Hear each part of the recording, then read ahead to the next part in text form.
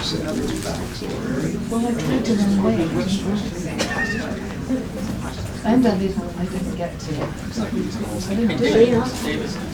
When she's working on the other side, unintentionally. It's funny. It is funny, isn't it?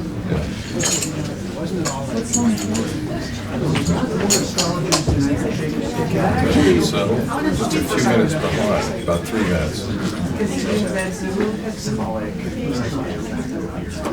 Yeah. Well, I found that out. So seem to be filing in, don't they? Got to do something. Start locking the holes.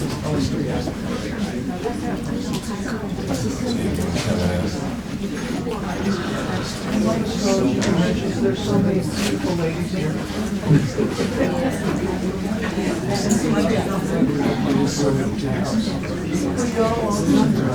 So, It's going to take a few weeks for you to replacement. No, I'm with the process. so are all of you ready? Given notice. Ready over here? Being a nerd, I need you. Are you ready over here? Yes. Ready over here? I'm ready if Steven's ready. Yeah. Can we start over there for the opening statements? You're Stephen. Yeah. I think that's what we'll do. Yeah. And I understand. Yeah. Left to right. Believe me, you don't get many days. All right. Please.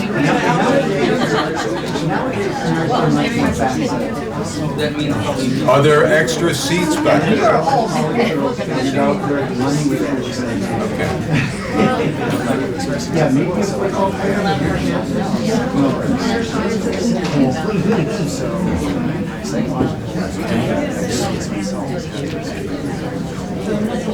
Get some seats back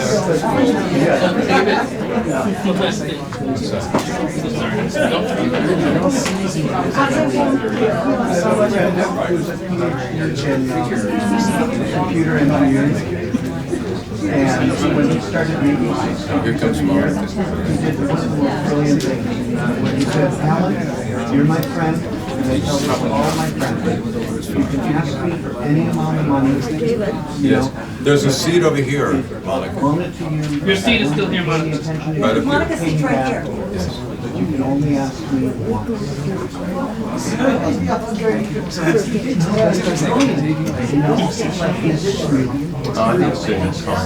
Well, you can stand. Yeah. Why don't you just a preference? It's a panelist preference.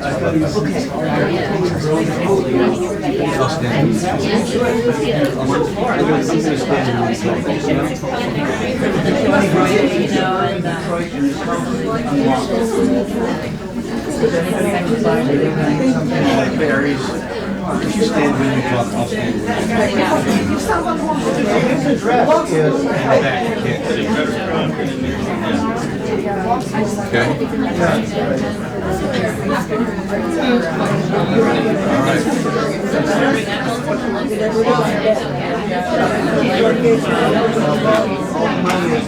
All right, I think it's time for us to start. Everyone, please take your seat. There you go.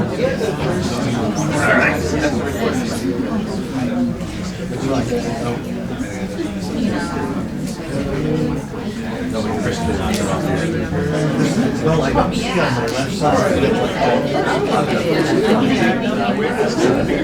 Yeah, they're going to start taking the 1, 2, 3. Almost died. Okay. Please. Get your photos. Please have a seat. Please have a seat. Thank It you. was my progressed full moon almost killed me, but the very day it hit, and I wound up in the ICU. All right. Yeah. So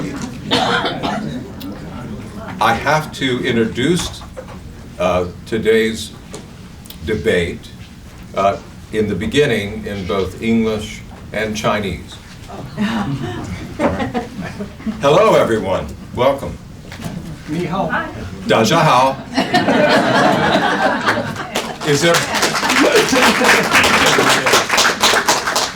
Is everyone ready? Absolutely. 准备好了吗? Huh? 准备好了。准备好了. Okay, great. All right, let's begin. 开始吧. All right. Okay. All right. All right. I know that there was some who objected to the title of this debate, Is Prediction Killing Astrology?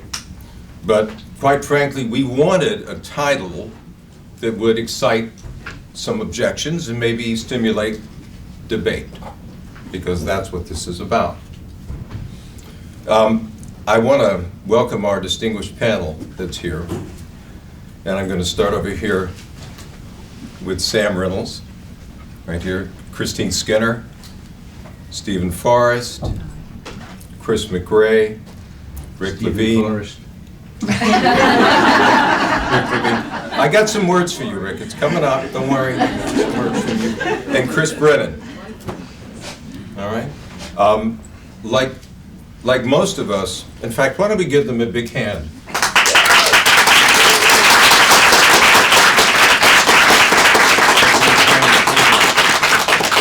I want to remind you who are ISAR members that you elected this panel. All right? Yes, you did. You chose this panel. And so that's part of what, ISAR likes to reach out and find out what it is that you want. All right? Now, like most of us who've come to UAC, this panel shares a passion for astrology, which we all have. And like us, they also believe in responsible forecasting. Though the question sometimes is, what constitutes a responsible forecast? And that's what is at the heart of this debate. All right?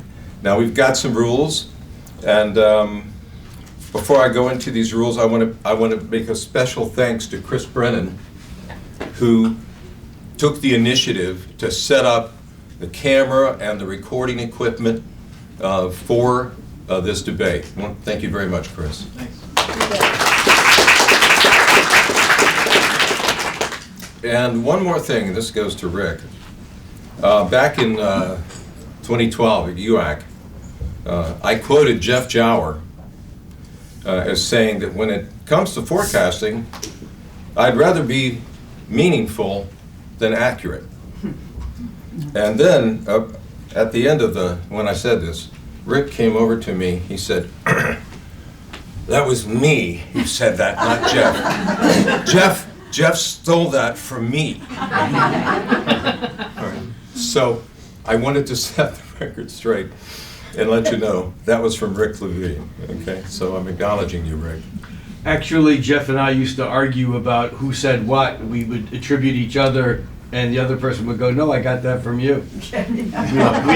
We don't know. So you would go back and forth and who had the good advice and the bad advice. Okay, all right.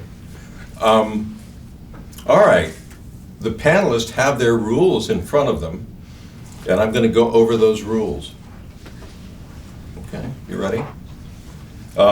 First, each of you will be allowed to make an opening statement of between 5 and 10 minutes. And I'll set my phone here with a little alarm for 9 minutes to let you know when you're almost at your limit. Then when all of you have finished with your opening statements, I'm going to ask you 3 questions. Each of you will have 2 minutes to reply to each question.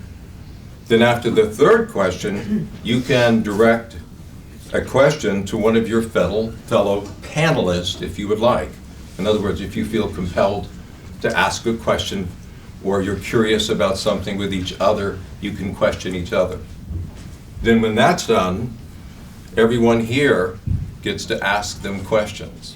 We want to keep your questions as concise as possible, and the answers will be 2 minutes each.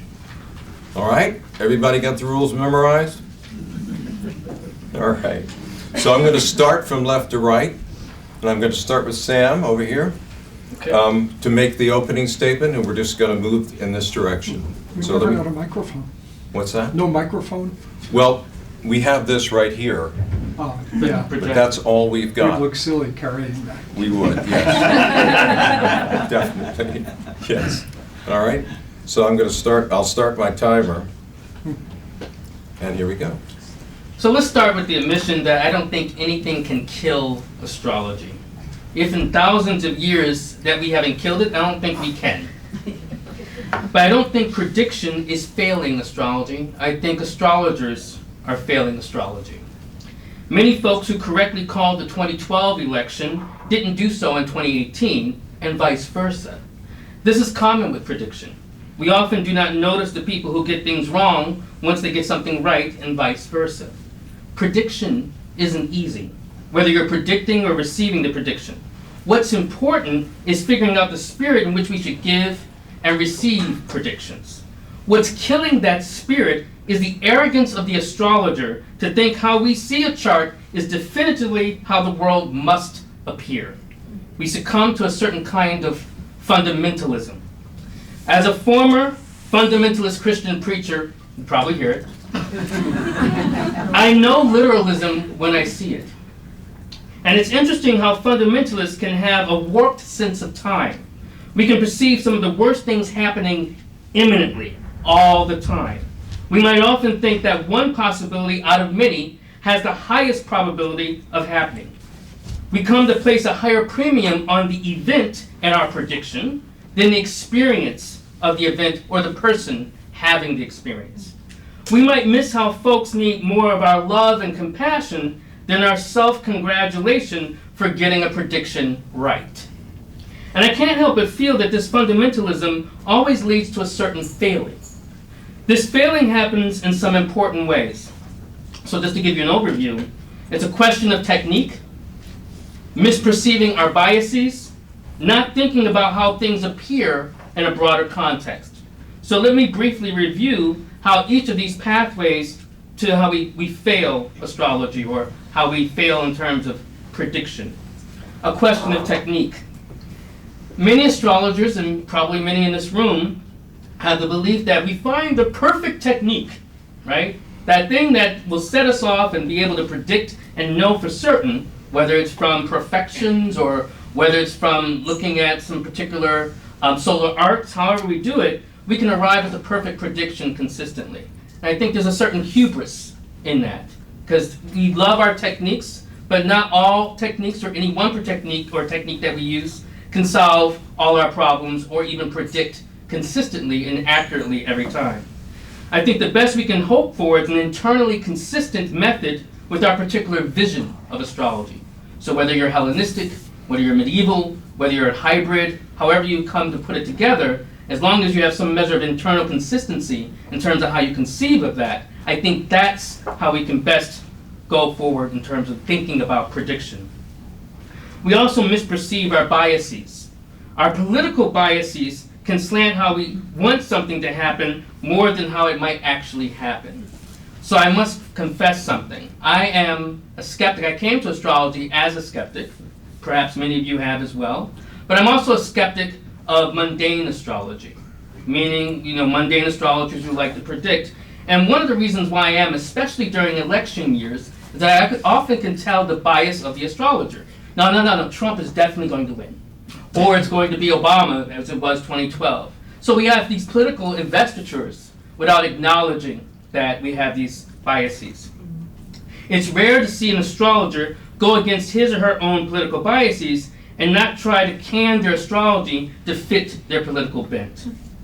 So that is one other issue. We as astrologers, because the natural question would be, well, why don't we have that same issue, and sometimes we do, with our clients?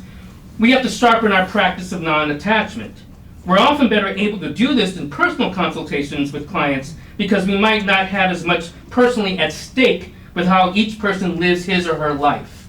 Perhaps we find the myth of free will useful here in that sense. Well, this person has their free will and can go on their own way. The last point I'd like to address with this is not thinking about how things appear in a broader context. So I am on the ISAR board. I was also part and parcel in helping to develop the prediction panel that we had in 2016, if you were at our conference, that storied panel. And one thing I would like to say about that is that perhaps we might have selected a diverse range of astrologers in orientation and prediction, because one thing people lose in context, in 2012, we had about 5 astrologers, including one who's on the panel, predict accurately that Obama would win. But in 2016, we have some of the same 5 astrologers who predicted that Hillary would win, and she didn't. And I think what people lost sight of the fact of, in terms of ISAR itself, is perhaps we could have had a diverse range of people, because a lot of people took that panel as proof positive that astrologers can't predict, where many astrologers did predict that Trump would win. And that's important to know. So maybe we could have diversified or had someone who represented that point of view. So that's another thing to consider. We didn't think about the optics, how these things appear and how that affects astrology. So that's something we need to think about as we talk about prediction and the public pursuit of prediction. So there's an encouragement toward broadening the voices that we hear in astrology, because I do know at least 2 astrologers, again, who predicted in a panel that Trump would win, and those voices were not heard. I believe that the spirit for which we should strive is between entertaining possibility and probability. That means allowing for the possibility that not all the technique or freedom in the world releases us from the idea that we're looking at a spectrum of probability. Those are not likely infinite, but they're not usually as finite as an absolute answer. And we can release ourselves from absolutes. Thank you.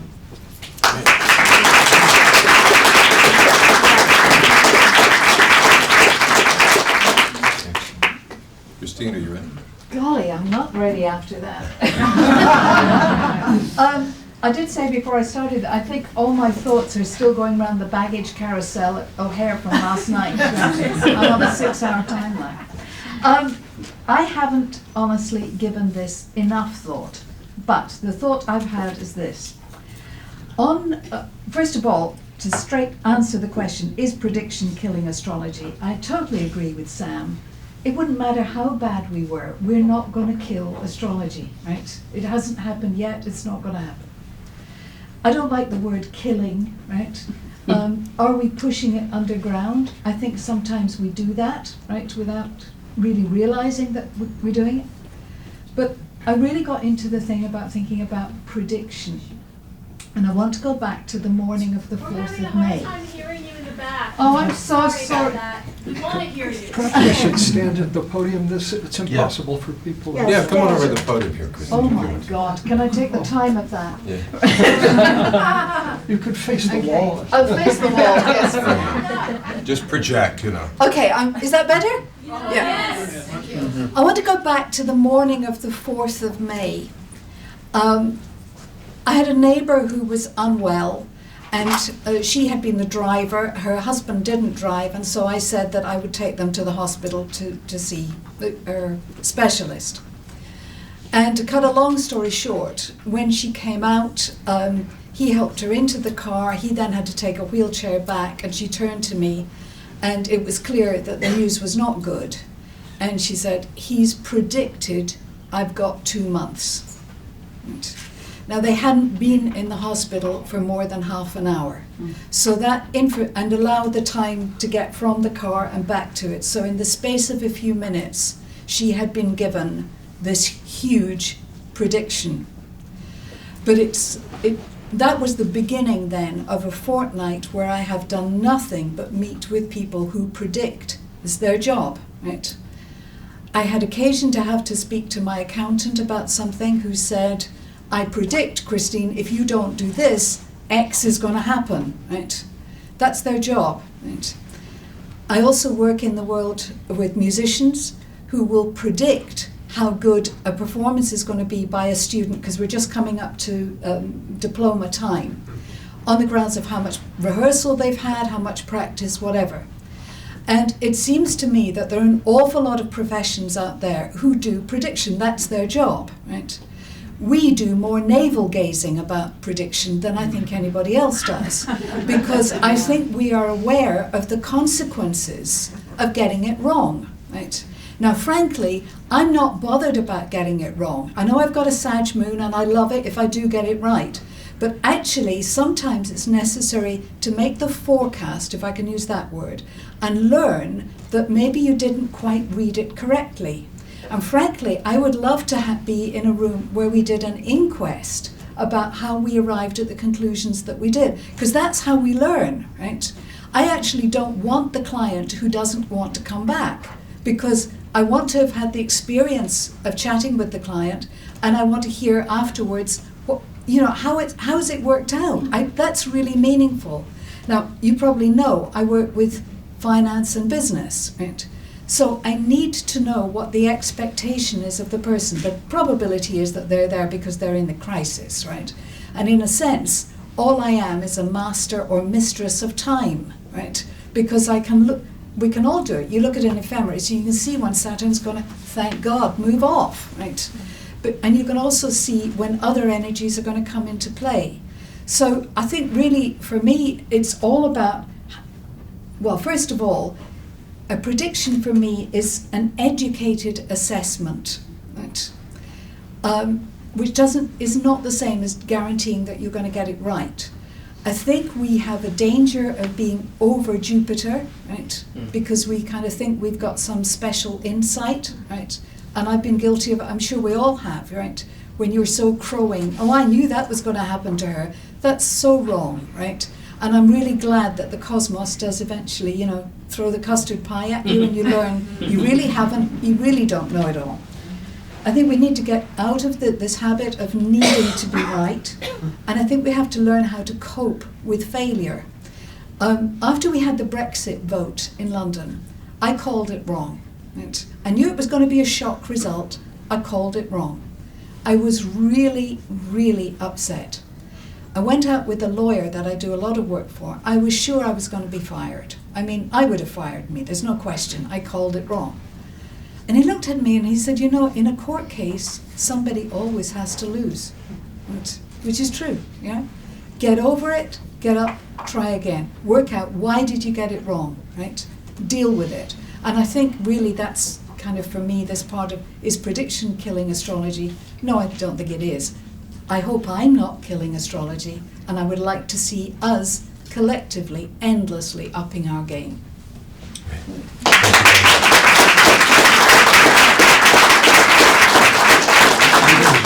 I'm going to take your chair while you come in. Yeah, take a load off. Well, hi, everybody. Thanks for being here. I agree. Astrology, if we haven't killed it yet, it's not going anywhere. So I think we're safe as far as that goes. But for astrology to have a right to continue existing, I think the bottom line is that we're helping people and not harming them. That's a philosophical point. It's a value, but it feels like solid ground to me. When it comes to philosophies or interpretations of human existence that seem conducive to virtue and well-being, the heart of the matter for me is the idea that we are responsible for our own lives. The choices we make matter, effort matters, self-discipline matters, love matters, kindness matters. And these are things we can choose to employ in life, or we can get it on the wrong side of the bed. And so I come down very, very strongly on the philosophical side of free will. Fate versus free will is, of course, the underlying paradigm question with prediction. If we can see the future, there is no realm for free will. When I say if we can see the future, I mean rigidly. You will get a divorce in 2019, for example, that kind of prediction. Issues in your marriage in 2019, that's a whole different beast, once we define the nature of the issues. But you will get a divorce. That kind of rigidity is absolutely logically inconsistent with free will. And so for that philosophical reason, I reject prediction when we define it in that narrow sense. Now, of course, basing an interpretation upon the universe upon a philosophical premise is kind of dangerous. It's the basis of all sorts of fundamentalism. So I'm guilty of that fundamentalism. I'm a free will fundamentalist. Guilty as charged, if anybody wants to charge me. But I want to make an even more fundamentally logical argument against rigid prediction. Take, for starters, the astrological houses, the 12 houses. We take everything that could possibly exist in the universe, everything that has ever possibly existed, everything that might possibly exist in the future, the whole enchilada, and we divide it into 12 boxes. Those are the 12 houses. Those are big boxes. Ditto with the planets, ditto with the signs. I don't want to turn this into an astrology lesson. Nobody needs that.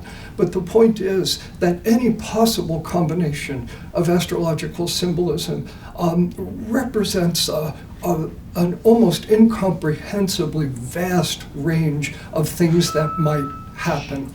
There is no way in a given lifetime, given 10 years in the world, that any one person could possibly manifest all of those possibilities that are inherent in the birth chart.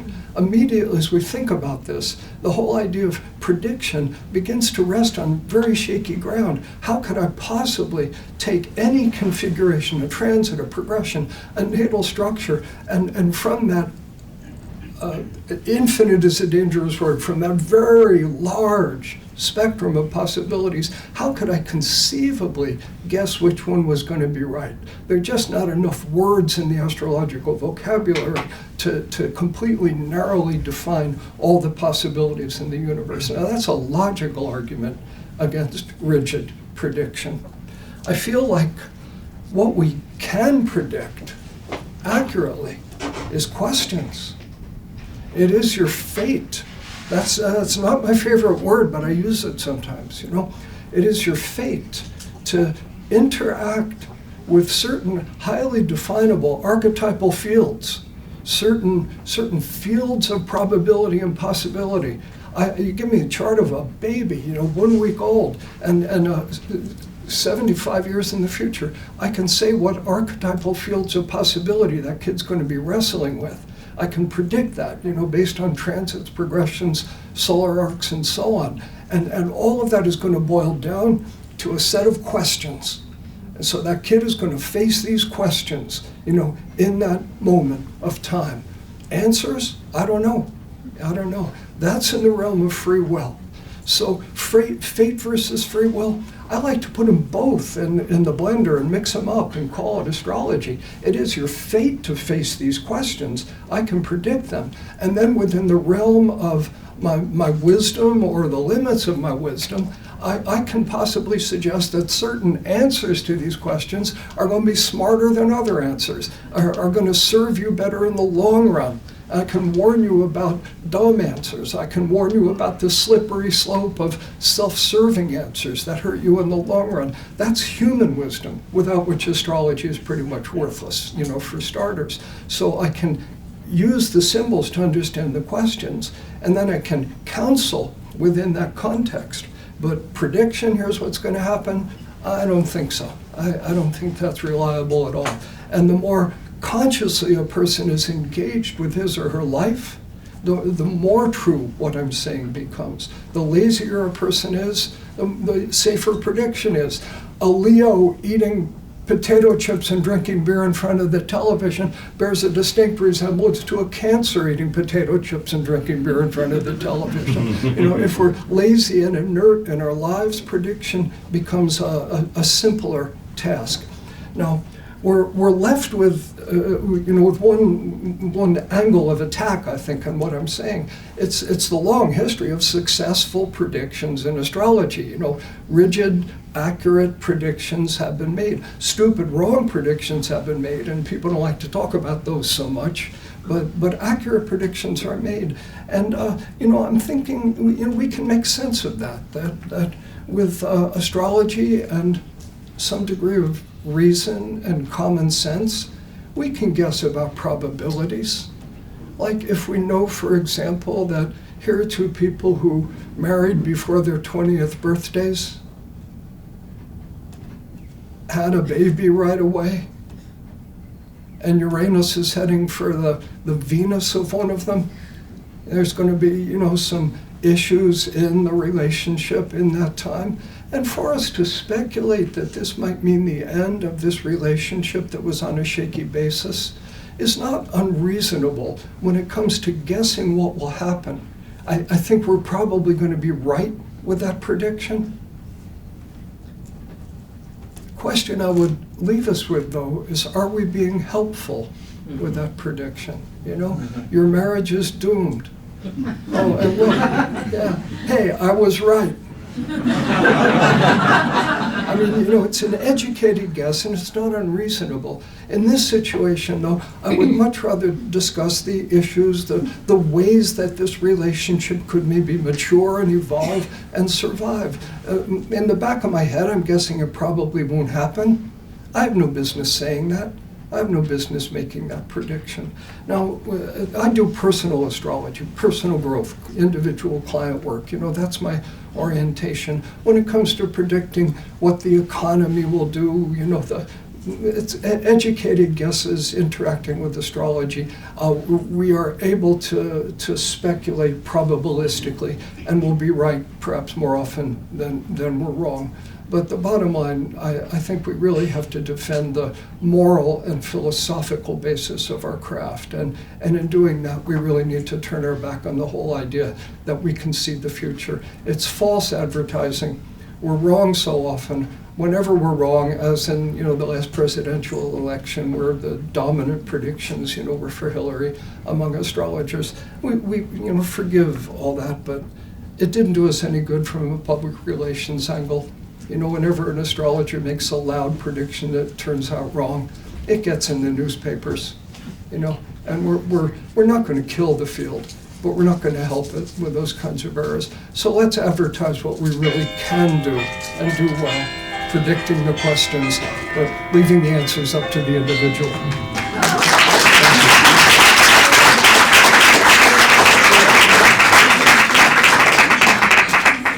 Chris McRae? Cancel this.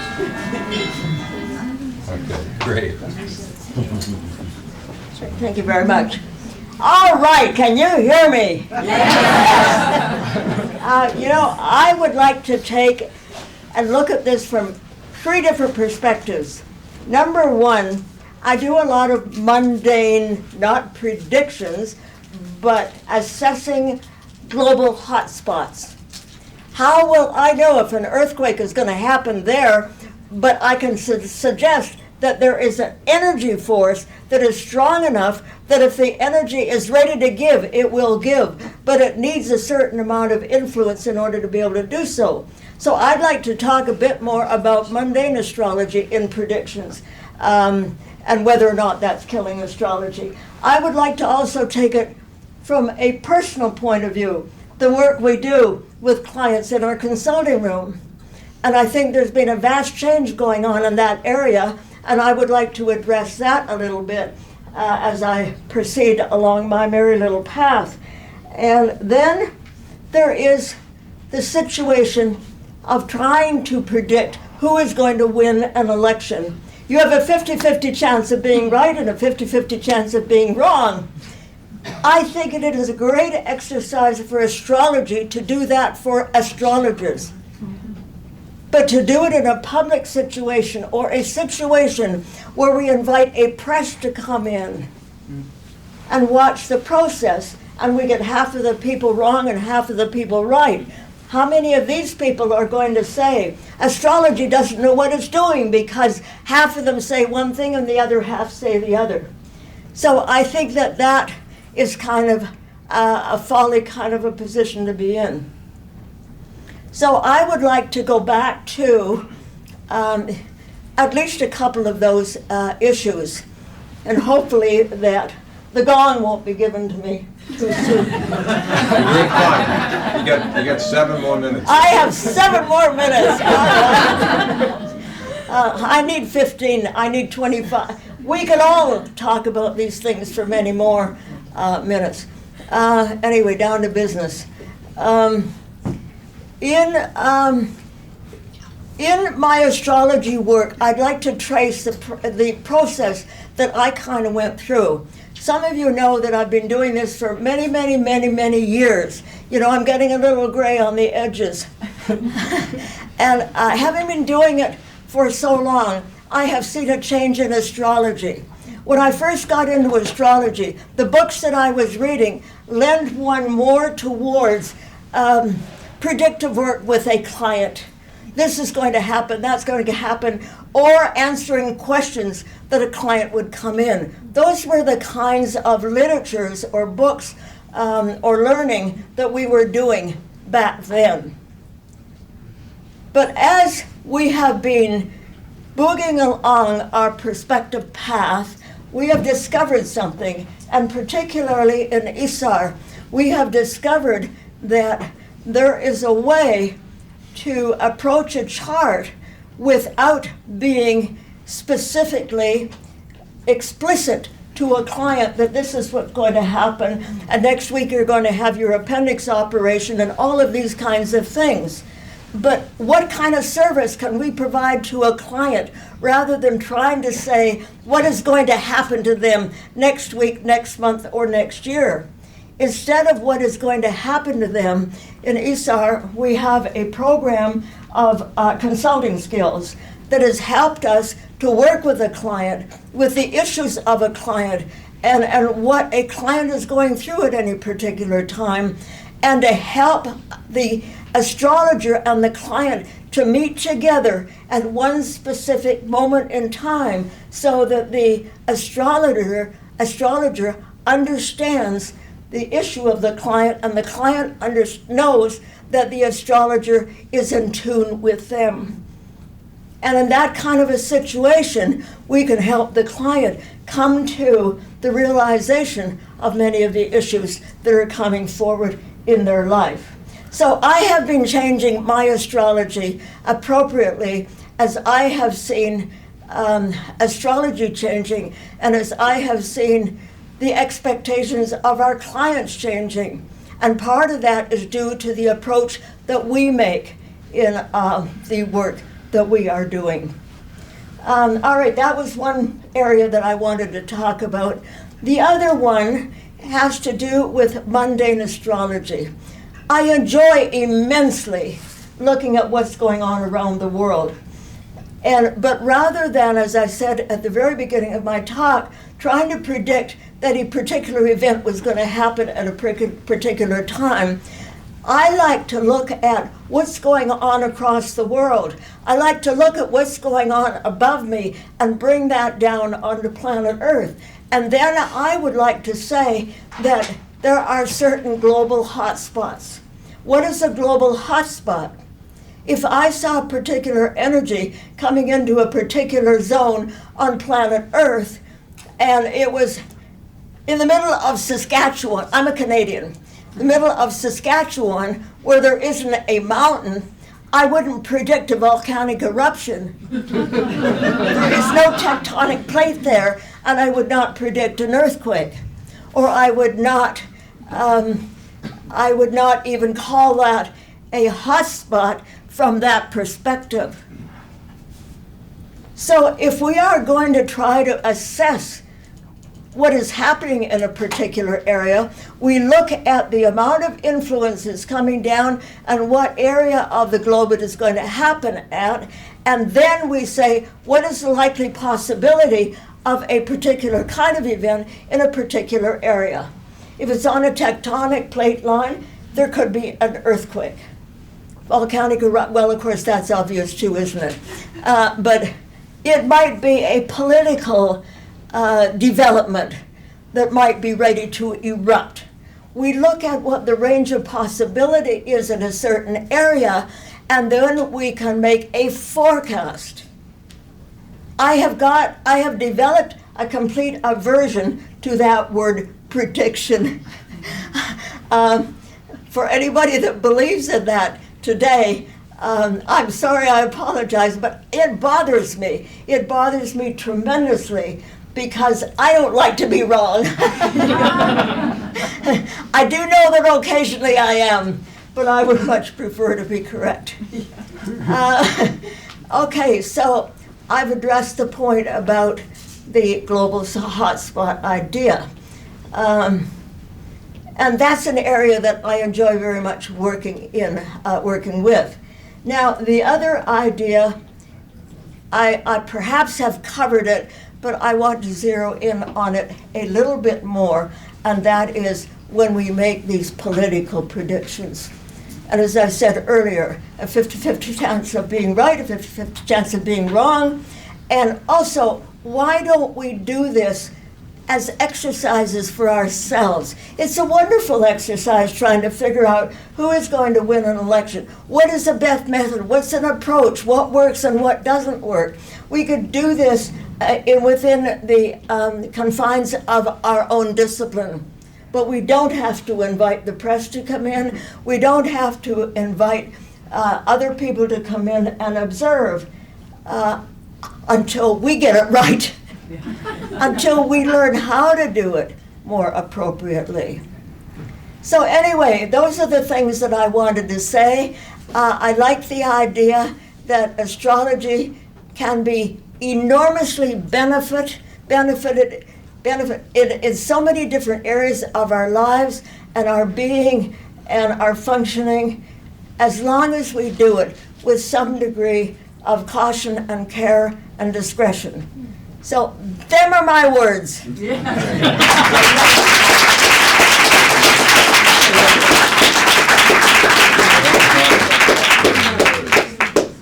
right, Ray. All right, Stephen Forrest. I love the inner Scott.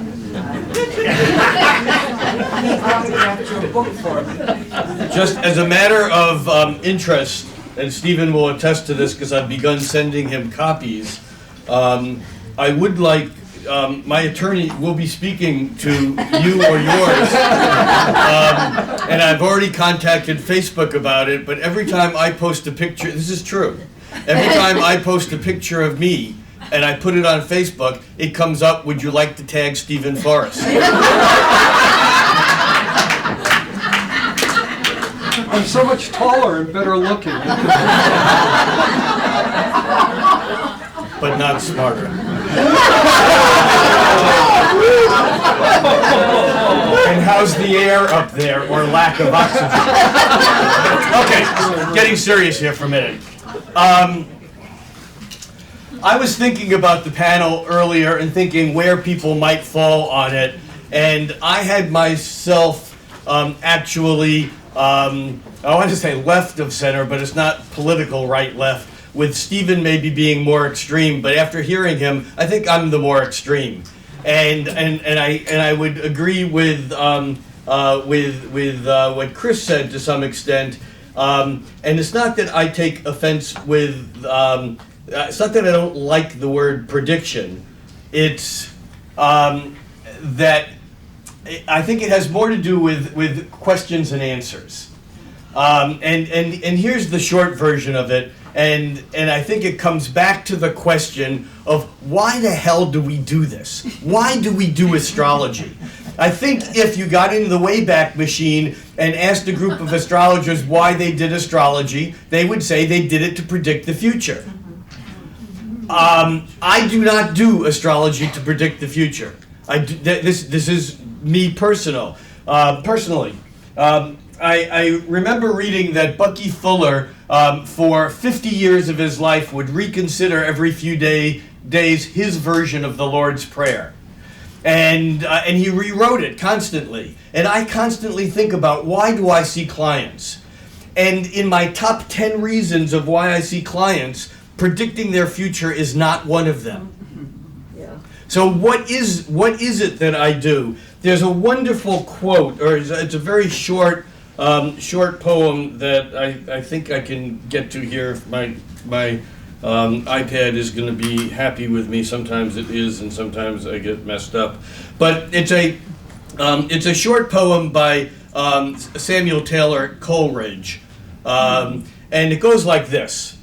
And I have this over my desk, so it's amazing I can never remember it quite. But it's over my desk, and the poem goes like this. What if you slept? And what if in your sleep you dreamed? And what if in your dream you went to heaven and there plucked a strange and beautiful flower? And what if when you awoke you held that flower in your hand? What then? Every client I see, my goal is singular. is to send them out of my office or off the phone or off Skype with a flower that's impossible. Because it's their working and interaction with that flower after they leave my presence. I'm not a counseling psychologist. I don't want to sit with you through all your crap.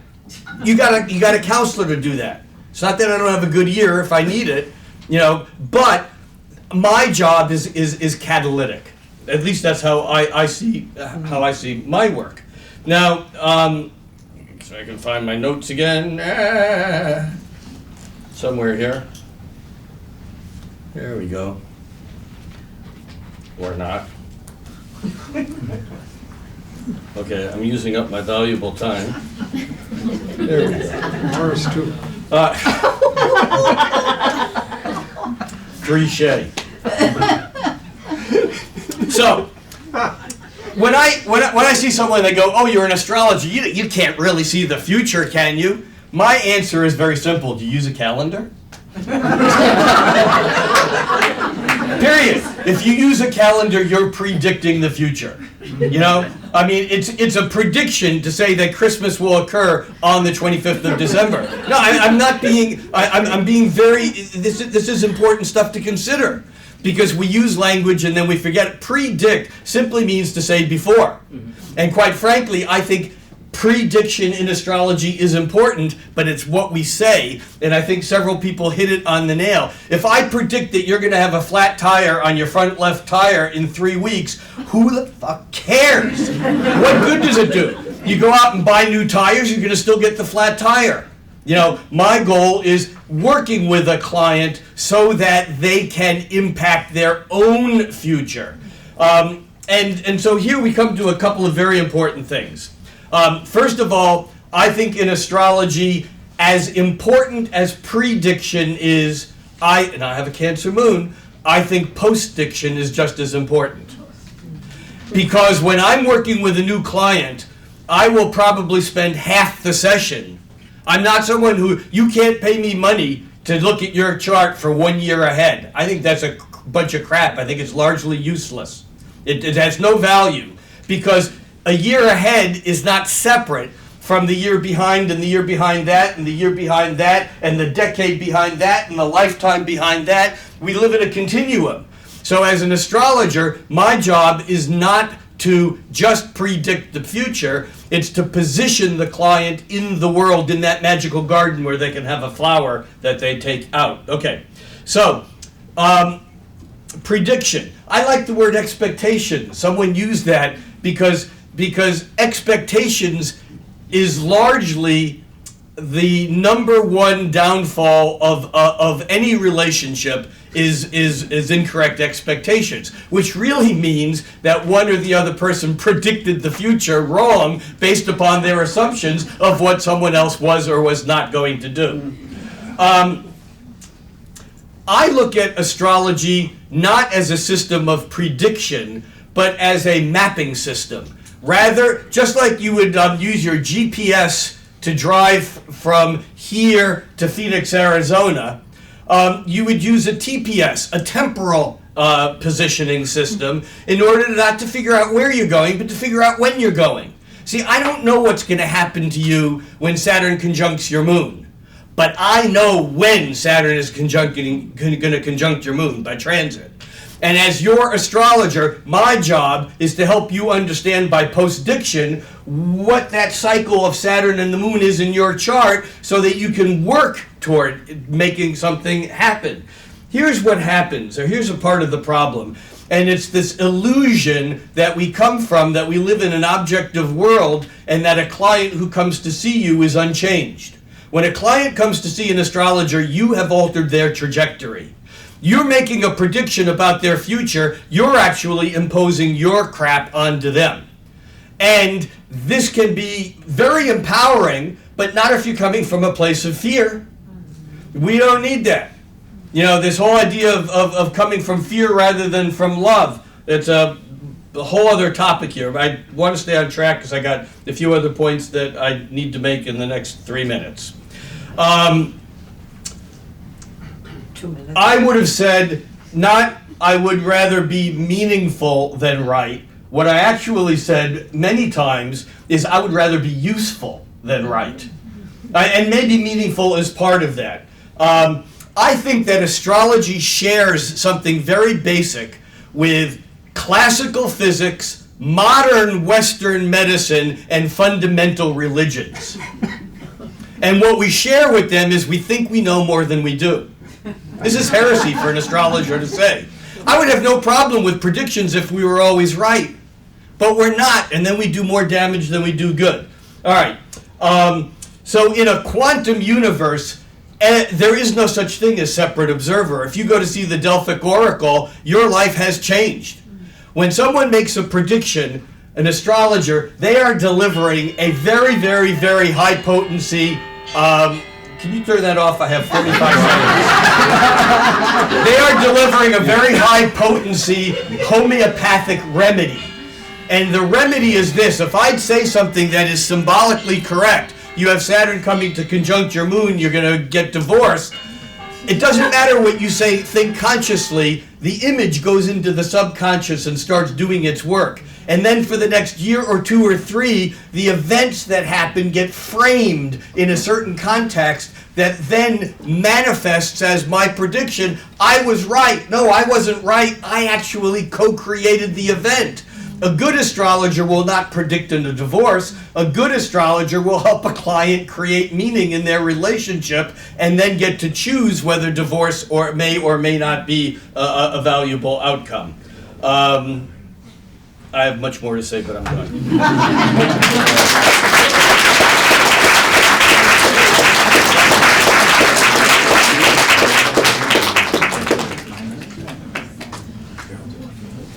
You guys calibrate? Yeah, we're synchronized. Chris and I are synchronized. All right, thanks. Thank you, Rick. Sorry. It's my time. It's great. It's perfect. So 9 minutes? I'll restart it at 9. Start. There we go. All right. All right, so I wanted to start by saying something that's half controversial and half not, which is that the title of this panel, I think, is stupid. Yeah, we all agree. I think most astrologers I've mentioned the title of this panel to have said, why is it titled that? Or what is with the inflammatory title? And part of the reason that astrologers have that immediate gut level reaction, I think personally, is because one of the fundamental problems is that astrology is inherently predictive. So that's true whether you're a predictive astrologer, a psychological astrologer, a horary astrologer, whatever type of astrology you're doing, astrology is fundamentally predictive. And part of the reason for that is even if you're just doing natal astrology and you're just doing psychological astrology, the fundamental premise of what you're doing is that the alignment of the planets at the moment that a person was born has something to say about their future.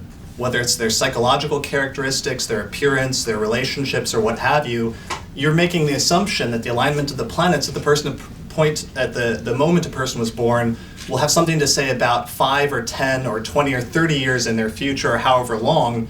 That means astrology is inherently predictive. Therefore, I would come to the conclusion that the title of this panel is stupid because you could rephrase it and say, is astrology killing astrology? And it becomes a sort of pointless question. So the question then, if astrology is inherently predictive, then the other question that has been raised is astrology morally or philosophically wrong? So some astrologers, one of the points I feel like you were going towards, Stephen, was that there's something wrong about prediction or wrong about the concept of fate in and of itself. And that free will is always positive and fate is always bad, and it's always set up as this dichotomy between the two.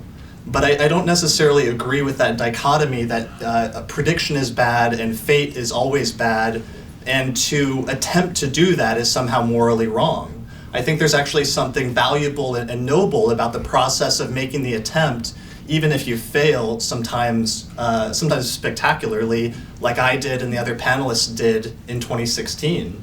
That was a humbling experience for me, and one that I didn't necessarily appreciate at the time, but on some level, I needed to have and the community needed to have. One of the reasons we needed to have it is because the point of that panel was not astrological research. even though the title of ISAR is the International Society for Astrological Research, there was little to nothing to do with research on that panel. It was almost entirely about creating a spectacle and courting the media. And the media were invited in order to witness this panel and witness the predictive power of the astrologers, rather than come and look at the astrologers with their many different takes, because there was astrologers of all different backgrounds on those panels who were using different techniques and different approaches in order to attempt to infer what the outcome of the election would be.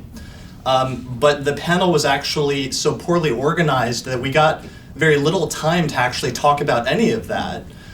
In the 2 weeks in the run-up to the panel, ISAR announced to us that they had found the birth time for Hillary Clinton, but they weren't going to release it to the public or to the panel until the day of the panel, which left all of us panelists initially kind of screwed, because ISAR was telling us they had the birth time, but they weren't going to give it to us until it was too late to figure out what to do with it.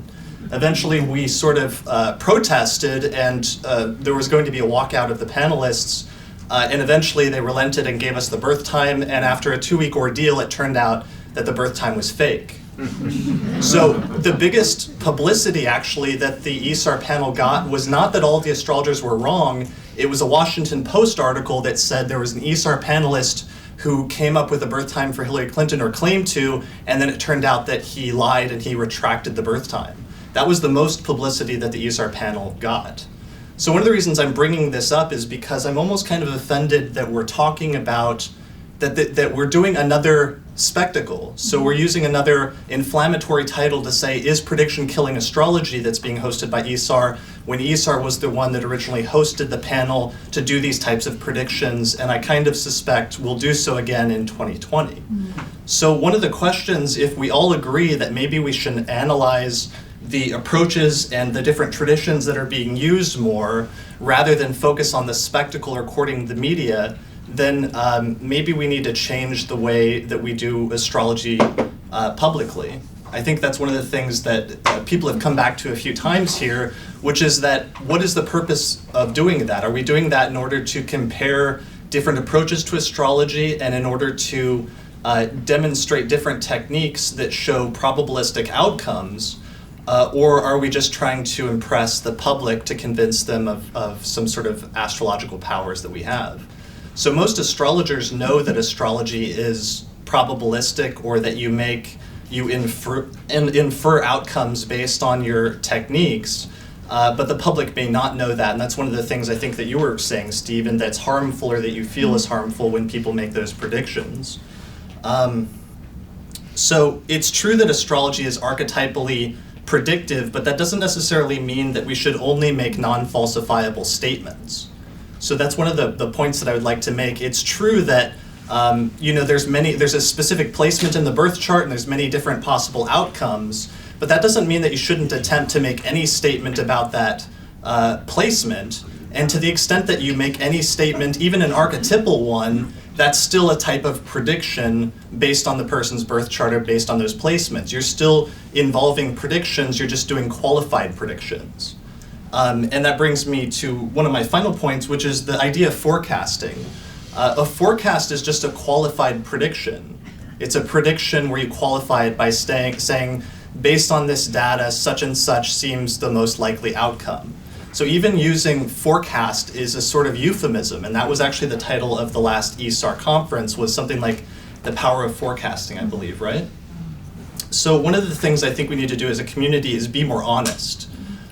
Stop using euphemisms, or if you're going to use a euphemism like forecasting and try to set that up as being somehow the opposite of prediction, be honest that you're still actually basically engaging in prediction. You're just doing it in a more careful and realistic and honest way by saying that you don't have a crystal ball that shows you exactly what's going to happen in the future. You have a set of data that you're trying to infer information from. And there's nothing wrong with that. And if you do that, then there's something valuable about prediction. So let's see, the last point that I wanted to make is just that aside from not focusing as much on, I don't think it's morally or philosophically wrong. One of the things I want to say is, Rick, you mentioned the flower that's impossible, and that's the thing that you want to pull out of a consultation for many people. But for most astrologers, and I believe for most clients, the flower that is impossible, that you sort of, as you said, pick in the dream and then you wake up and it's still there, that is prediction. I mean, the thing that is impressive to most clients and that is moving and compelling about astrology is that it could have any predictive power at all, because it shouldn't. Astrology shouldn't work, and I think if we stay in this community long enough, we forget that. But if you step outside of the community for just 5 minutes, you remember that astrology is an incredibly weird, incredibly strange thing that shouldn't work, but for some reason it does. And one of the only reasons that we know that it does is because it has that predictive capability, where a chart cast for me for 33 years ago in my life could tell me something about what's happening today. That means astrology has predictive power, and there's something incredibly valuable and powerful about that. And instead of rejecting that, I think we need to embrace it. We should do so carefully and honestly, and we should merge it with the modern counseling insights and other things like that. But we shouldn't make like client considerations about how consultations should take place, let that overrule the actual philosophical concerns and the underlying truth that astrology is inherently predictive. That's it.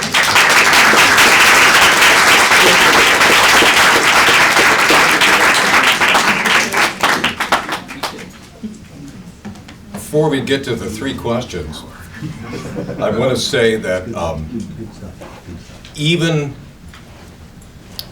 a topic with a dumb name,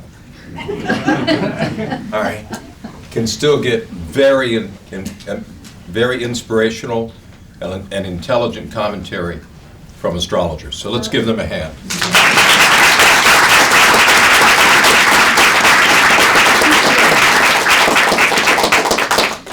And I want to say one more thing, which is this is just my quick little input on this. I agree with Chris that it would be wonderful to see, when we do these prediction panels, to see a more intelligent discussion about the situation. In other words, to analyze the potential behavior of this candidate or this candidate, what that might mean, for example. So we are actually revealing the intelligence of astrology in that sense, and to be able to show, as Chris was talking about, the different techniques and how they've arrived at these techniques as well. I think for us as astrologers, that's interesting. And for the media, it shows the media something different than just win, lose, win, lose. It gets the media involved in an intelligent discussion, and they can say, look, these astrologers are making points here that are just as good, if not better, than all these political pundits who are out here chatting.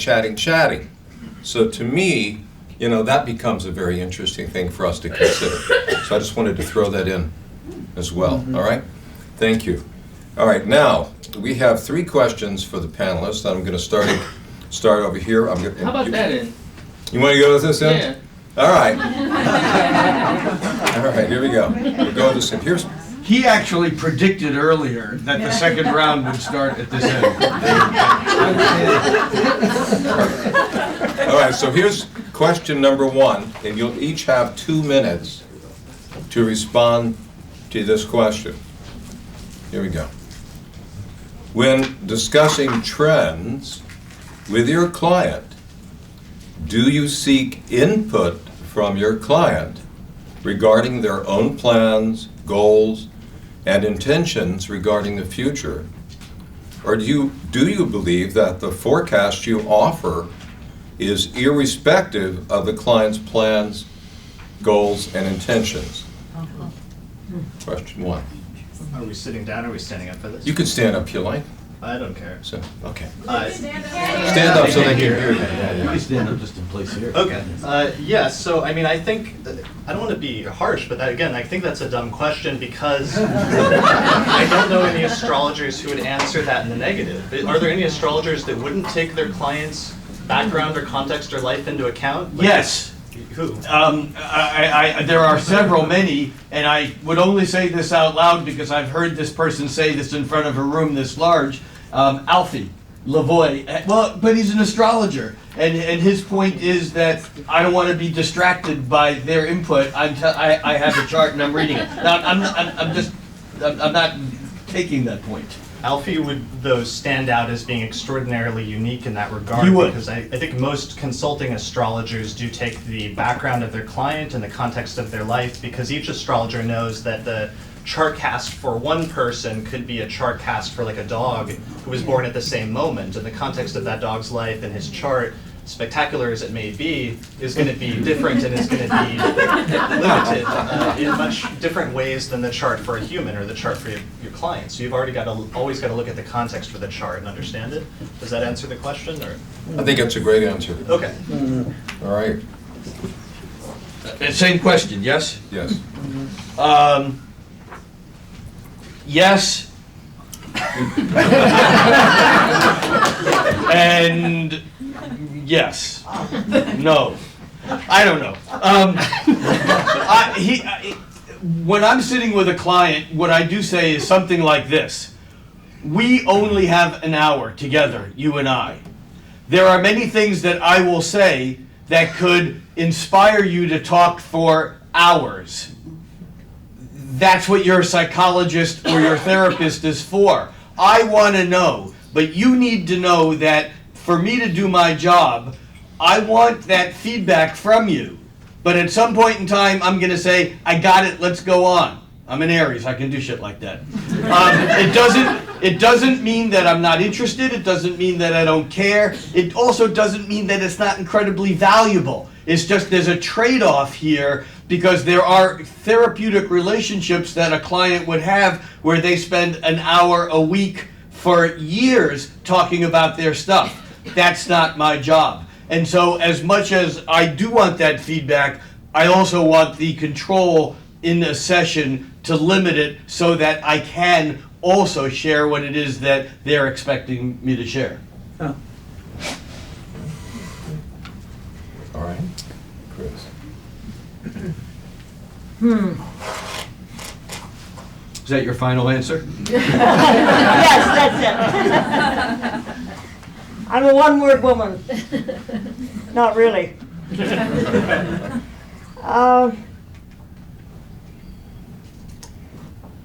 We have two approaches. We can sit there and be information-orientated astrologer who sits there and looks at the chart and thinks that we know everything that the client is going to wants or is.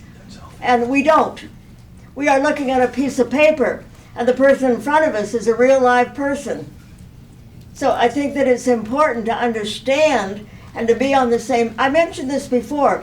ISAR has a consulting skills program that allows us to integrate with the client so that we're both at the same place at the same instant in the same situation. So I think that it's enormously important to be there with the client and not sit there with a piece of paper and spiel off a whole bunch of information. Thank you. Thank you, Edith. All right. Stephen. Well, the first part of the question, pretty obvious. I do invite input from my clients. Obviously, a single mother working as a waitress with 4 children is going to face a different opportunity space than somebody single and born wealthy and all of this. So that kind of input really helps me ground my predictions of questions in concrete terms, and I think it's more helpful for the client. To me, that seems fairly self-evident and obvious. Here's where I'll throw a little more complication into it. I do not presume that my client should trust me. That is up to the client. And so if a client wants to come and sit with me and go like this, tell me what you've got, that's not my happiest situation. But I honor their right to not trust me, and then I will say, I will speak to you purely from the symbols. It will be more abstract, of course, it'll be more developmental, but I honor the fact that in this intimate counseling situation, it is my task to win your trust rather than to presumptuously assume that, of course, you're going to tell me all your secrets before I start. So that's the one little wild card I would throw into the mix. Thank you. How do you win their trust, Stephen? Or how do you win their trust? Or what is it in that process that eventually causes them to open up? What's the question? Can you hold that question till there's a chance? You'll have a chance to write it down. You'll have a chance to ask that. I'll remember it. But Okay. So I should sit. Yeah. Oh, that's You'll get a frustrating. chance to ask it. That's a good question. You'll get a chance. Really good question. Okay. Okay. Okay, please, Christine. Absolutely. I mean, can I just agree completely with Rick? We're going to have a very short time with the client. Most of the time, there's an exchange of money involved in this as well. So they're investing time and money. They want to hear what I've got to say, but I can't say anything intelligent if we don't actually agree an agenda beforehand of what can reasonably be covered in an hour or 90 minutes. Frankly, I prefer to have quite a bit of discussion before they're even there so that we know exactly what we're going to achieve in that time. I also know, and perhaps this is me, I tend to go to sleep afterwards and then think of something I wish I'd said. Equally, but I now say that to them. I know this is going to happen. Equally, I know that you're going to go to bed tonight and think, I wish I'd asked her about X. So can we agree that this is going to be followed up within 7 days so that we both clear this up, so that we're both of us content with what we've done? But absolutely, I'm listening to where they're coming from. I need to know, particularly in the kind of work that I do, I need to know where they're actually at. And I also need to explore, I hope, this is a kind of a shade of your flower thing, is sharing their vision with them, because I love the idea that people leave feeling better than when they came in. Right? Again, that's an expression of my chart as well. But I think even if somebody is in the middle of some horrible turmoil, we are the masters and mistresses of time. We know when this stuff is going to move on and take its shit somewhere else, as you very, can I borrow that line? It's I guess this might get to those in the back. Now you can see me. Just heard me before. First, I'm the other kind of Scorpio on the other end with the black jacket.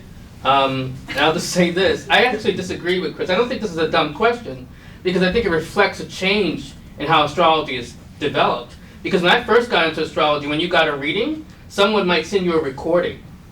So you just gotta, send in your information and just got a recording. Now we don't do that as much anymore, but that's some way in which some people actually do readings or consultations.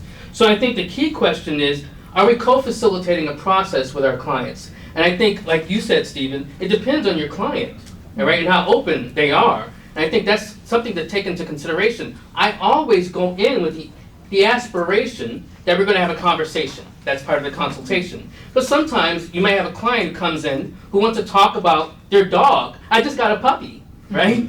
They got a puppy and they have a Moon-Pluto transit right now. So it's like, do you really want to spend the money and the time to talk to me about your puppy? And the conversation really isn't about the puppy. So that's something to consider. Maybe it's a pit bull. I heard you, Glenn. That's kind of the conversation we can have, how it goes into a deeper moment. But I think sometimes you may have to go in knowing that the client may not know what he or she wants. And we have to kind of guide some aspect of the conversation until we get to a proper place.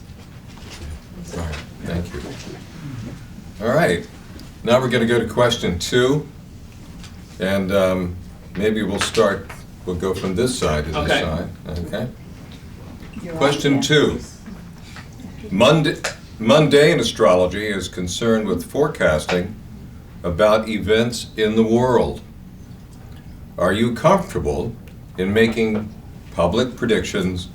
If so, why? If not, why? So I am most skeptical about mundane astrology. And so I'm going to go into some of my gripes why. I mentioned earlier, sometimes it's the biases of the astrologer blown into public relief. And other times I find that mundane astrologers often talk about things that if you didn't really sit down, or if you did sit down and think about it, you could come up on your own. Like, yeah, well, I think, for instance, Trump is going to make a gaffe next week. Oh, okay.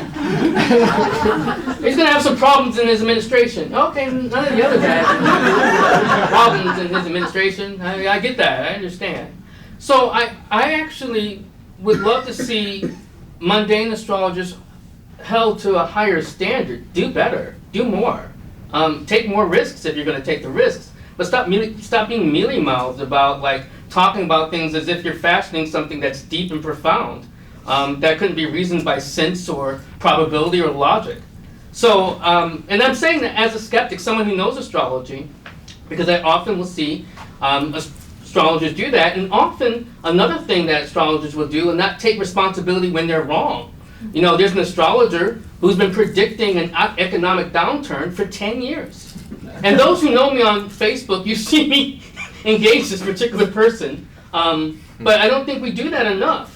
Hold each other responsible. Like, you're saying such and such. Well, is that true?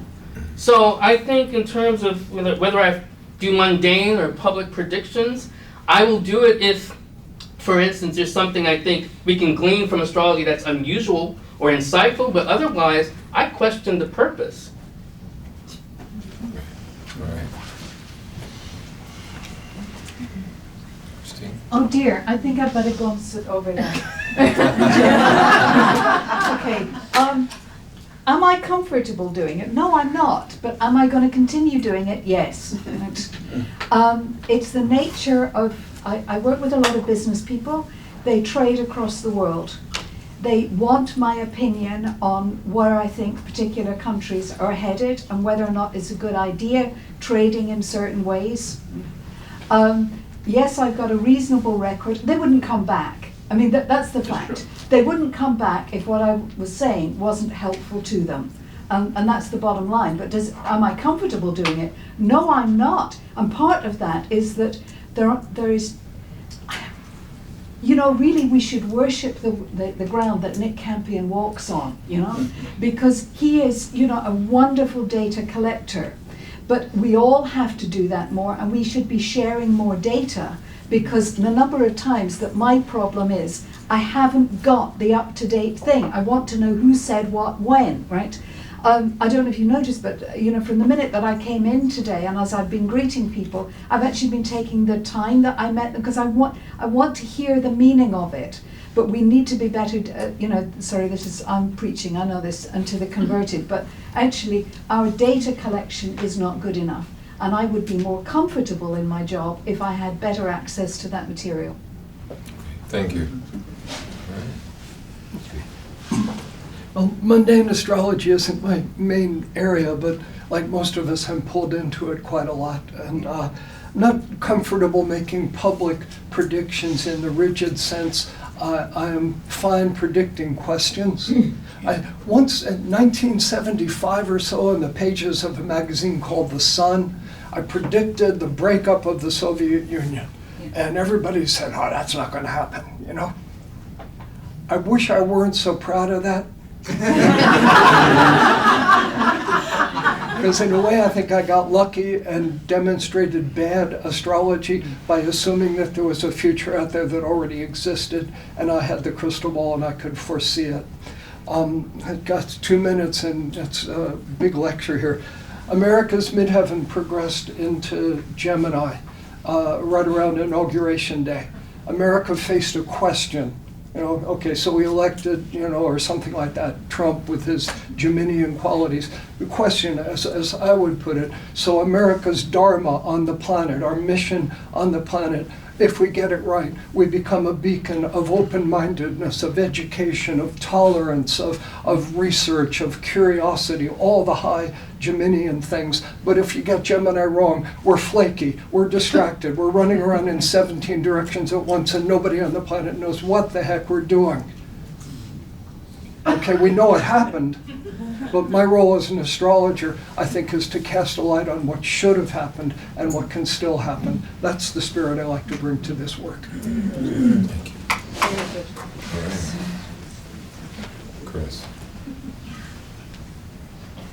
Well, as I've already said, you know that I do mundane astrology.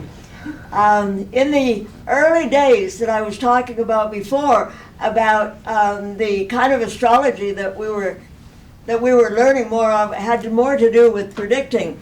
I would go on television every New Year's because I was in the broadcast industry, and all my friends in the broadcast industry knew that I was studying astrology. So they would phone me up and say, can we do a New Year's presentation on what's going to happen the upcoming year, and so on. And political predictions in my own area and so on. And it was kind of good fun. But that was in those days. And you know that I've changed my attitude and I've changed my way of doing this. And right now, what I would prefer to do, some of you may know, I work with a geodetic world map and I look at global hotspots, as I said earlier.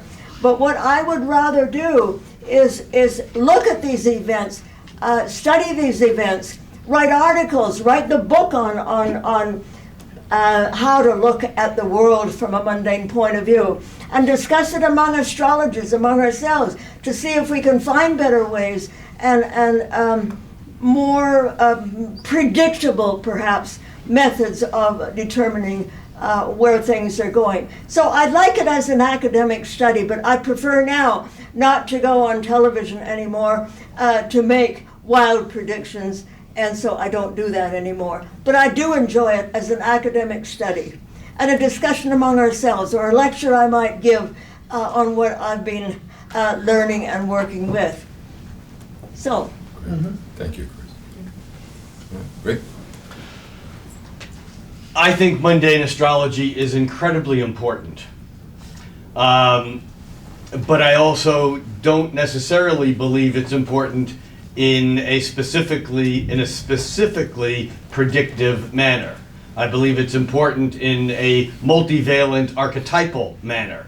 Now, many of you may know that for about 8 years, Jeff Jower and I co-authored a book for Barnes & Noble called Your Astrology Guide, and in every one of those, we had a section, it was a sun sign oriented book, but there was a fairly substantial section on what's happening, next year. And some of our predictions were very right on, and others were very stupidly not right on. That's not, for me, though, the highest use of mundane astrology. One of my lectures here at UAC is on the, what I call waltz time for civilization, 3 times a century. 1, 2, 3. Saturn and Pluto align, and by looking again, not just prediction, and I just want to touch back on something Chris said because I agreed with him, but he only said half the equation, and that is how important prediction is. And although I talk a hard act against it, I totally agree. It's an odd thing, but I don't think that prediction is any more important than post-diction when working with time. Let me just make these points real quickly. For years, I've been talking to my clients, to my audience, to my readers, to anyone who'll listen, that come 2010 to 2020, we're going to see a replay and a twist of what happened in the 60s. Duh. Why? This is mundane astrology. Because Uranus and Pluto aligned in the 60s, then Uranus and Pluto are squaring now. We look at the cycles of these planets. This is different than Nick Campion's awesome work in doing actual predictions, based upon the birth time of a city or a nation. I think this is important stuff. I think it's more complicated than being reduced often to a single chart. But I think that it's important that we do mundane astrology, but what about Tuesday and Wednesday and Thursday? One other thing very quickly. Seriously. One of the most important books that I read as I was studying psychology and learning astrology was a book by Norman O. Brown called Love's Body, which was a look at historical development in respect to Freudian psychoanalysis. And that, in a way, was mundane astrology For us, that was taking the individual to humanity. Ontogeny recapitulates phylogeny. The history of the individual recapitulates the species. The history of the culture is also tied into that. It's part of the holographic thing. Sorry for going over. Thanks, Ray. Okay, so the question is, mundane astrology is concerned with forecasting about events in the world. Are you comfortable making public predictions? So part of my answer is I'm not a mundane astrologer, and I think only half of the panelists here do mundane astrology. I think me and Stephen and Sam are primarily natal astrology, so that's our primary specialty, and in fact most astrologers around the world are primarily natal astrologers. So there's a bit of contradiction. It doesn't ask, are you comfortable making public predictions? You don't have to be a mundane astrologer to make public predictions or to make any predictions, because there's different branches of astrology. There's at least 4 major branches, and all of them do predictions from different standpoints. So you have natal astrology making predictions based on birth charts. You have electional astrology making predictions based on inception charts, and you have horary astrology making predictions based on the charts of questions. Even though I'm not a mundane astrologer, I am comfortable making public predictions, but I only do so very carefully and with great trepidation. And I think most people should approach it with that in mind, because of the issue that Stephen raised, which is the potential harm that can come when you make an incorrect prediction. So one of the things that is a legitimate community issue is that astrologers too often fall into the trap of almost being too comfortable issuing public statements and making public predictions without having sufficient data, as in the case of the last election where a lot of us were using different birth times for Hillary Clinton, or sometimes without actually researching the subject too extensively. With the advent of blogs and websites, everybody can issue a prediction, and every other astrologer is writing articles and statements, every other day at this point. So maybe to take this back to the actual point of this panel, maybe there is a community issue in terms of how relaxed astrologers are in some instances about making public predictions, and perhaps we should only make them with greater trepidation or be more careful in the process. And that's one of the things I think I learned from that panel, 1 or 2 years ago. But I don't think that we should not make predictions if that's part of the implied question, because there may still be something there of value in terms of the almost scientific process of trial and error and refining our craft by continually putting ourselves out there. And if you never put yourself out there to make the prediction, then it doesn't quite matter as much if you just whisper to yourself, yeah, I got it right. Great, thank you very much. Yeah, I think the question was also about comfort, about the comfort zone that you have about making public predictions, and that was a good response to that, definitely. All right, we have question 3. I'll read the question and we'll start with Sam. All right? Okay. Some astrologers define astrology as primarily divination. Some even go so far as to say they are reading the mind of God or reading the cosmic mind. What is your opinion about astrology as divination? And do you use astrology in this way, such as with horary charts, for example? Well, I gave up trying to speak for God when I left the ministry. Touché.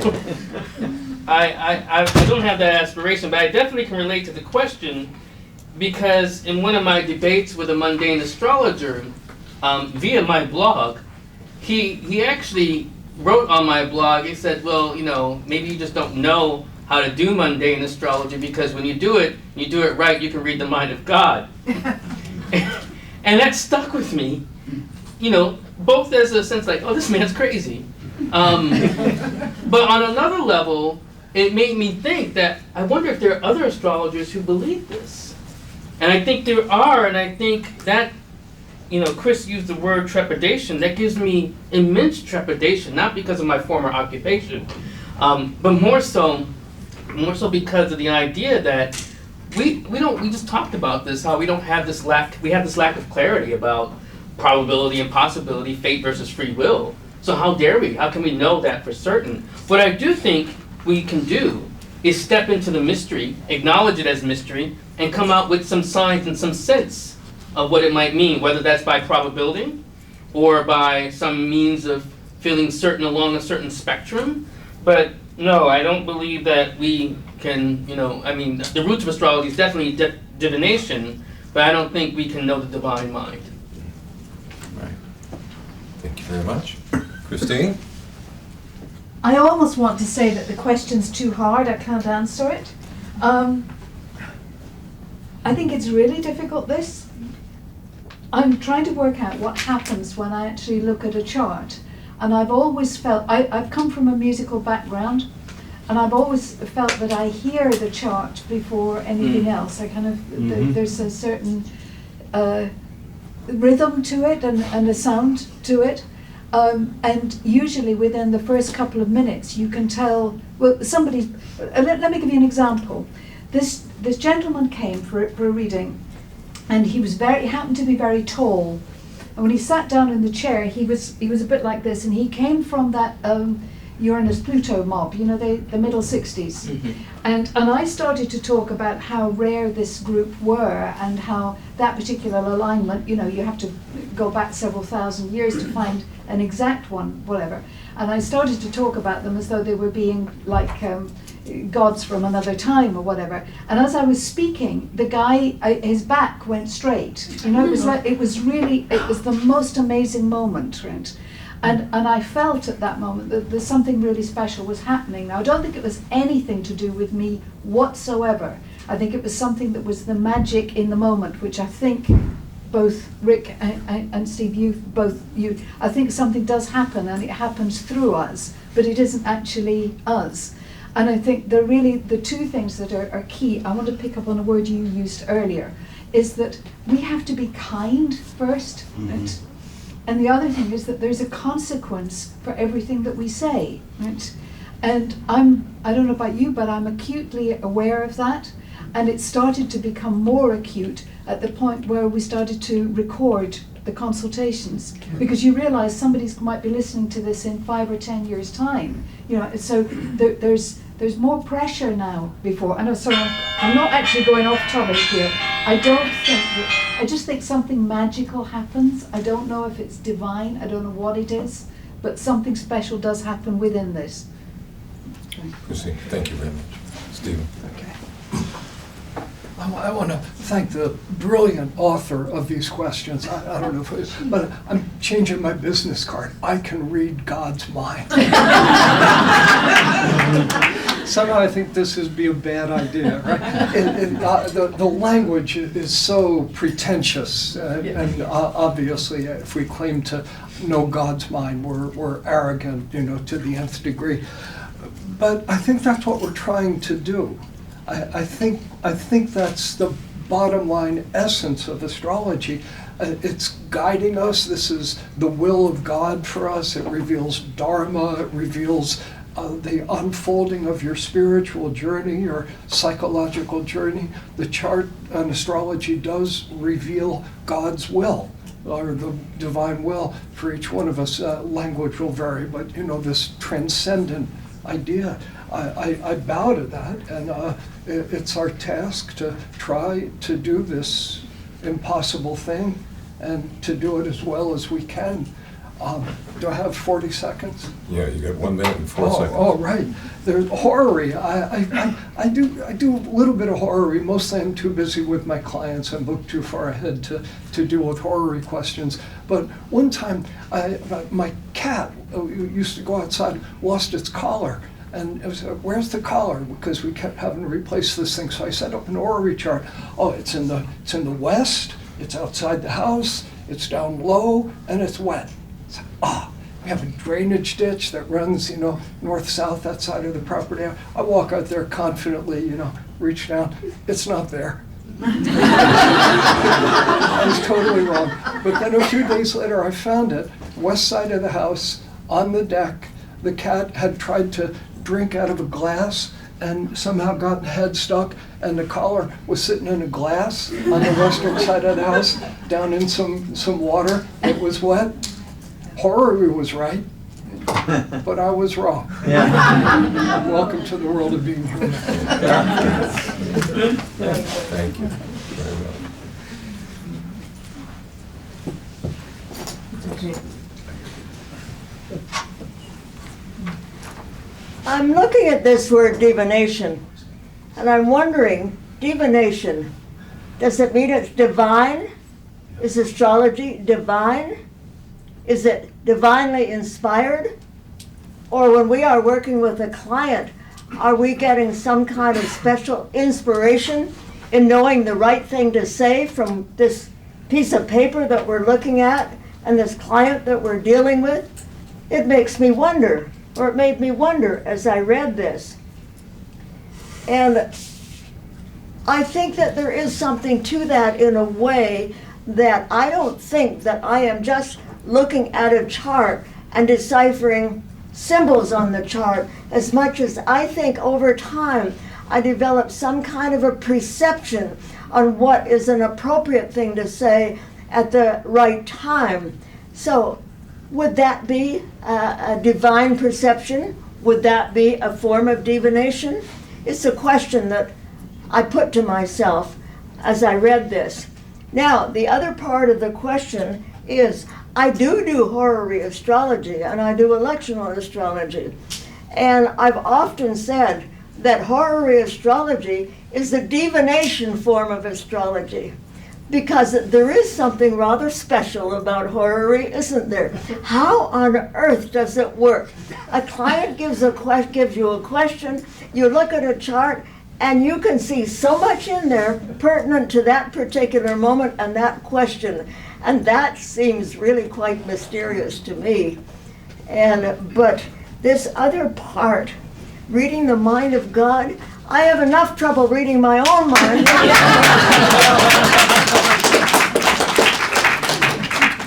Right, go for it. All right, so I absolutely believe that we can use astrology to read the mind of God, except it's in Klingon. Albert Einstein said, "I want to know the mind of God, the rest are details." Up until the time of Johannes Kepler, the divine proportion was everything above the earth. The heavens were considered to be the divine proportion. Kepler's great heresy was that he was able to formulate using human intellect that which was in the divine, and this was an astounding development in human consciousness. Astrology is about reading the divine proportion. It's about reading the mind of God. It doesn't mean that God has an answer. God may be just as confused as we are. He doesn't know, he, she, it, they don't know whether Schrodinger's cat is dead or alive. No, this is important stuff. So yes, we can read the mind of God. What Christeen said, to me, astrology is music of the spheres. The Pythagorean and Keplerian concept of the music of the spheres was not an extrapolation. It's not a metaphor. I think of this wonderful book, I Never Metaphor I Didn't Like, but that's something else. By Marty Grody. It's a great book. But the planets are ultra low frequency harmonies. Instead of beating at 440 cycles a second, A below middle C, instead of that, the planets are beating at 3 cycles a century, Saturn. 4 cycles a millennium, Pluto. 13 cycles a year. This is music. We just can't hear it. We dance to it. We live it. We breathe it, but it doesn't come through the years. And so I absolutely agree with you. When I look at a chart, it's like it's a hum. Yeah. I'm less interested in looking at all the points. And points. How much time do I have? 15 seconds. I won't go over. Okay. Fate and free will are like particle and wave.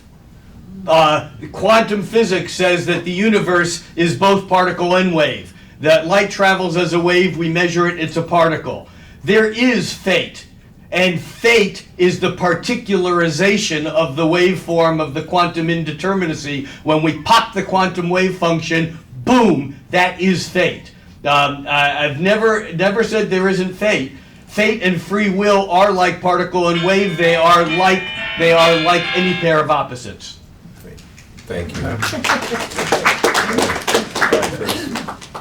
So first, I needed to ask which of you two wrote the question. This was really a collaborative effort. I just wanted to understand what, because you're asking how we define astrology, if we define it as divination or if we use Fourier, and I just wanted to understand what the underlying emphasis was, because I'm not sure if it was fully clear what you're getting at in terms of how it relates to is prediction killing astrology? Well, we were looking at the different kinds of prediction that there are, and different beliefs or concepts or philosophies behind that. Okay. And so that's where this came from. Okay. Then if that's the case, then part of the contrast then I think is I would fall more on the side, I think compared to Rick, we've had conversations about this before, where he views astrology more causally as the planets causing things to happen, and one of the ways you conceptualize that is through those low frequency waves, right? That's a big Tricky topic. question. Okay. I'll say yes. Just say- Yeah, but there needs to be other explanation. But yes, I would agree with that. So part of the reason the idea of astrology as divination has become popular in the past 2 decades, especially through the work of Jeffrey Cornelius and secondarily through the work of people like Carl Jung, is astrologers have been reviving a conceptualization of astrology where the planets are seen as giving signs or indications of events in the future rather than causing them to happen. And I guess that's the way that this question is relevant, because I don't necessarily personally believe that the planets are causing things to happen here on Earth, but instead they're merely reflecting or indicating things that are happening. The common analogy is that like a clock on the wall indicates that it's 9 o'clock in the morning without being the cause or the reason that it's 9 in the morning. That's in some way what the planets are doing. And I think that's the dominant conceptualization of astrology at that point in time. So to the extent that that's the case, I think that we can make predictions, and prediction is relevant and can be made because the planets are reflecting what's happening on here on Earth. And if that's the case, then it's not necessarily wrong to do so, because we're just describing what is or what will be in a way that's the same as describing a calendar or the clock on the wall. Great. Thank you, Chris. All right. Now you have an opportunity to ask each other questions, and I know you had a question you wanted to ask Stephen. Sure. So what was the context? Do you remember it, Stephen? Yeah, it was winning the trust of the client, and you were asking how I knew when that had happened. Oh, right. Okay. So you were. So one of my questions was you were recalling an incident or a common theme that astrologers experience, where you have like a closed-lipped client who is like crossing their arms, and they just want you to tell them about their life or to kind of impress them. And then you basically, that's not your preferred approach. You prefer a dialogue. All astrologers do, and usually astrology is more effective that way. But you then have to just do the reading, and you then read their chart. And presumably one of the things you try to do is break through that or pierce through that sort of wall that they have. Yes. And usually you feel like you're successful in doing that, right? Generally. But how? Yeah. How are you successful, or what are the implications if you are successful in doing that? Like, how did you become successful? It's a delicate area. It's the idea that most astrologers are more comfortable with the dialogue. My work with clients actually tends towards presentation. Like half the work I do is actually recorded and sent to people. I always invite information, I take it in, but in the context of my work, I'm probably talking 90% of the time. I realize that's a bit of an outlier. I'm comfortable with it. I'm most comfortable if I do have some information, But if I don't, again, the idea that I don't feel that I can presume that the client should trust me, that I have to win that trust. And And when we're sitting together, much of it just comes through humanly. A person, their eyes get wide, they're nodding their head, they're expressing gratitude. The person who had been like this, relaxes, opens up. It's just human information when you're feeling trust and rapport. When I'm teaching astrology with my students, I emphasize a more technical insight. It's a rather simple one.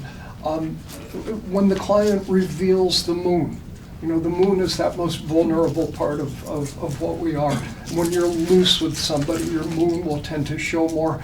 So if I'm sitting with a client with the Aries moon, who's like this, when they start arguing with me, I know they trust me. The person with the Cancer moon, when they ask me if I'm tired or if I need a glass of water, I'm cartooning this a bit. I can say it in more sophisticated ways, but humanly, the astrological analysis of the presentation of trust is the revelation of the moon. When I see that, then typically dialogue arises spontaneously. I don't have to ask for it. It arises. One more nothing else to say.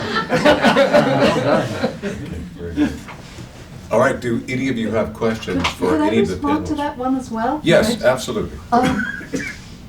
Somebody asked me to do a reading for a friend of theirs, and I said, no, I can't do it like that. They have to ask for it themselves. But, how you organize the payment between you, that's fine. But I need to know that this person really wants it. So this young man arrived, he was early November, and it happened to be a very cold November. But he arrived at that. Do you remember the Sandyman port? Did you have that here? Yeah. And the guy is dressed up. They used to do a bottle where the guy was wearing a black sort of sombrero hat, and he's got a black cape round him. And so this guy arrived at the door wearing shady glasses and covered in black. Right? And he had a stellium in Scorpio, which included the moon. Right? And he came in, and I had a list. I always have a list of things that I want to talk about. And I usually say, look, I've got a list. I probably won't get through it. But sometimes I'll say how many items are on the list. And I was about halfway through this thing, and he said, could we talk about secrets? And just at that moment, I knew that actually I was okay. It was going to be fine, but I was very, very nervous about it. So yes, you're absolutely right. It's the moon moment.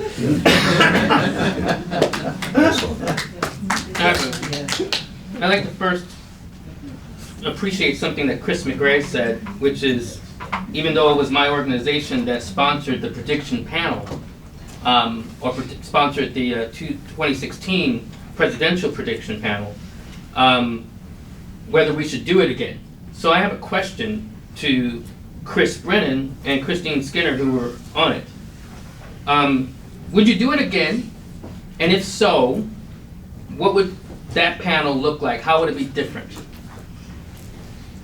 So I guess I should stand up. I mean, I would, I don't want to be highly critical of ISAR because ISAR does so many great things. But I think the way that panel was organized was so slapdash. It had such broad community implications, and that was one of Stephen Forrest's argument in his follow-up article, which I actually agreed with, which is that if this is going to be the thing that gets out and represents the entirety of the community as astrologers, it should, if it's going to happen at all, it should be done very well and very deliberately and very carefully. And I didn't feel like the panel was done very well or carefully, and it was more focused on sensationalism. And so I don't think I would participate again, because I suspect, even to the extent that this is still somewhat sensationalistic with the is prediction killing astrology, that will probably be a continuing theme if it was done again in 2020. Got it. Thank you. Exactly for the reasons you said. I wouldn't do it again because I found it a very unpleasant experience. It was unpleasant in the fact, the whole row beforehand about the time of birth, that was really appalling. It was, we really shoot ourselves in the foot with that. And certainly, I don't want to do anything ever again where the whole premise is about the media, right? I'm very happy to take part so that we all forecast, all of us, and then let's all of us share ideas. And it doesn't matter if 50% get it right and 50% get it wrong, but we've shared the thing. But I absolutely, no, I'm not in front of the media like that, and that was absolutely shameful, really. We don't need to shoot ourselves, the thing with the time. It was shocking. Thank you. All right.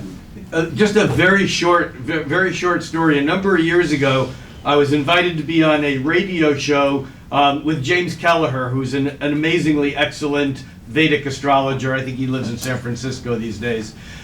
He'd been on the show often before. We arrived just a few minutes before the show. It was a live AM radio show, drive time in Seattle, in the studio.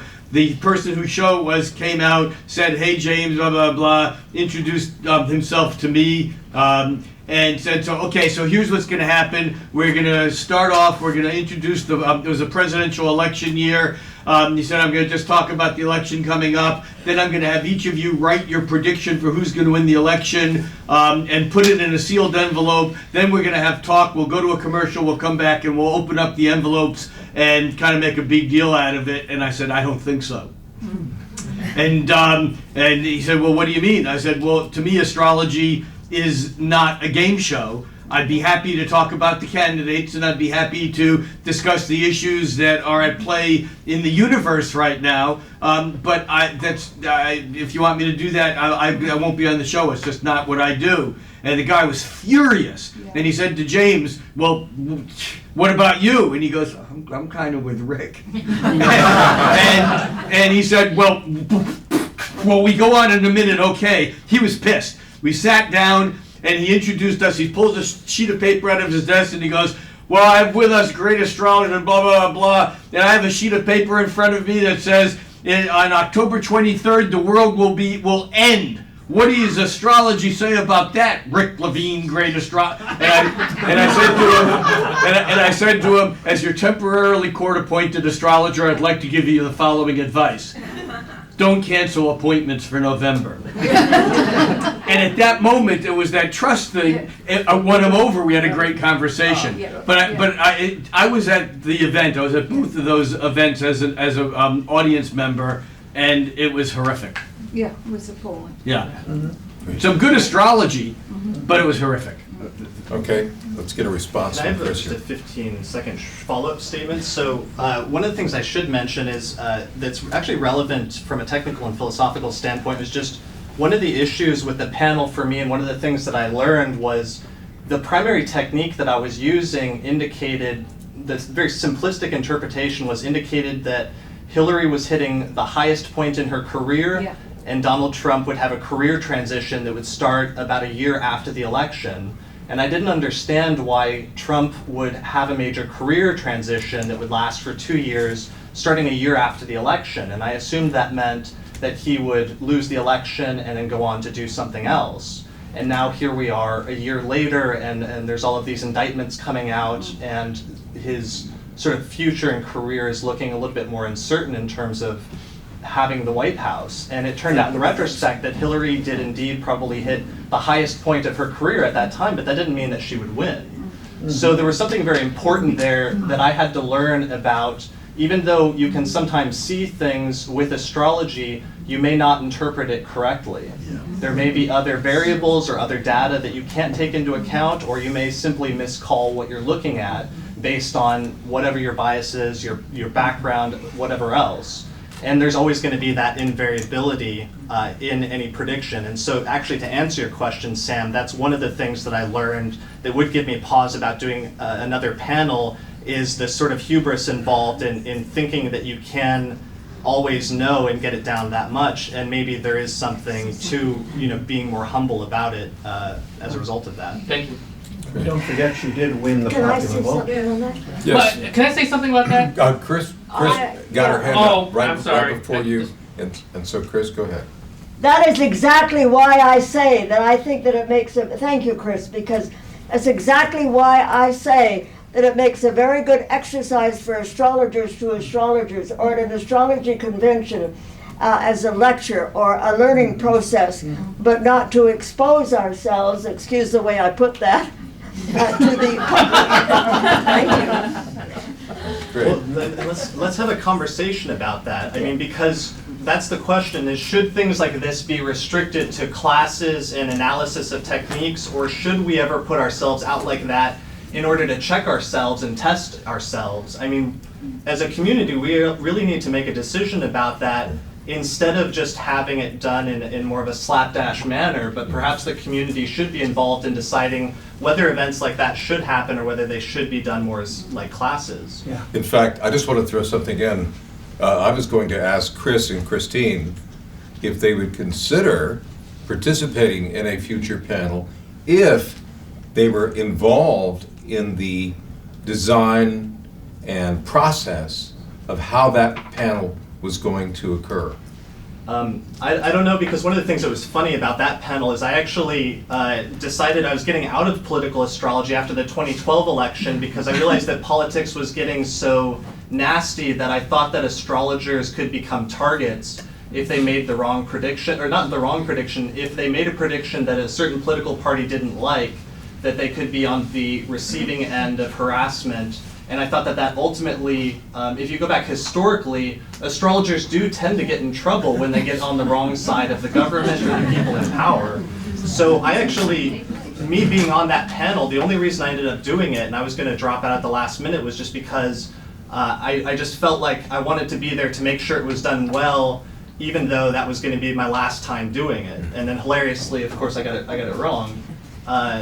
But I would be involved in helping you guys. If you're going to do it, then I'd at least be involved in helping you to plan it and do it well, even if I didn't participate myself. Terrific. All right, great. Christeen, you, Oh, and then I'll Yeah, I think I would like to do it again with you, Chris. I enjoyed being part of, I enjoyed the people, right? I enjoyed listening to how everybody had come up with their ideas. I was really sorry that the audience didn't have the same, there wasn't the interaction. And I think that would have been really good. There needed to be almost like a much bigger panel, right? And certainly I would want absolute reassurance that this was not, it's not a stunt show, right? Yeah, I don't need the press there for that. All right. All right, and Sam? no, I was just going to say, I mean, I heard what you said, Alan, which is that, she won the popular vote. And, I know that even there was a statement issued that said that she won the popular vote. And I disagree with that in the sense that, if you're going to call something, just stand by it. Have the, testicular ovarian fortitude and just stick by it. Like she lost, the end. That mind of God is tricky. All right. Stephen. Okay. And after that disaster, I wrote a piece for my newsletter, and the essence of it was pretty simple. Like, what if instead of who's going to win the election, the panel had been the U.S. election, and here's the U.S. chart, and what is the dharma of our country now? What's going on with our country? Look at the individual clients. How well do they align with the larger evolutionary context of our country? How does their journey and the archetypes behind them resonate with all of this? And what synchronistic stuff is likely to happen, predicting events and developments in the world or in their lives, because astrology is so tuned into synchronicity. Like, what can astrology say about all this? And then finally, oh, by the way, who do you guess might win? Making that the least important part of the presentation. Who do you guess might win, given all of these things? So astrology putting its best foot forward, its best face forward, juicy, quotable quotes would have come out of that. We could have gotten healthy press out of that. Instead, we made asses out of ourselves. So. Well, what though is different about that? Because we kind of did that on the panel. Were you at the panel? No, I was in China. Okay. I mean, I just tried, because I read that in your article, because you were really the main critic of the panel after the fact, and so your article was very important. What do you see as different in your model versus what you think happened at the panel that took place that would be better or an improvement, or how could it specifically be improved? It's quite possible I'm coming out of ignorance here. That's a pretty good rule of thumb in general, of course. But the reason I say it is that my assumption about what happened on the panel was based on what I heard on Facebook, what the media did around the panel, astrologers get it wrong again.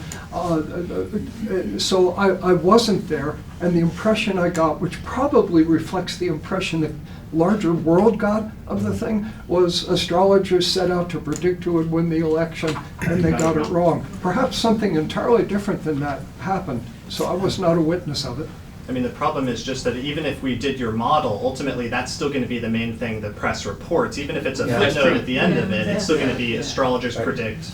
He's talking about the framing of it, and you've got a point, the press will grab something else. Yeah, I tend to side with Chris McRae. I don't think we need to make it public.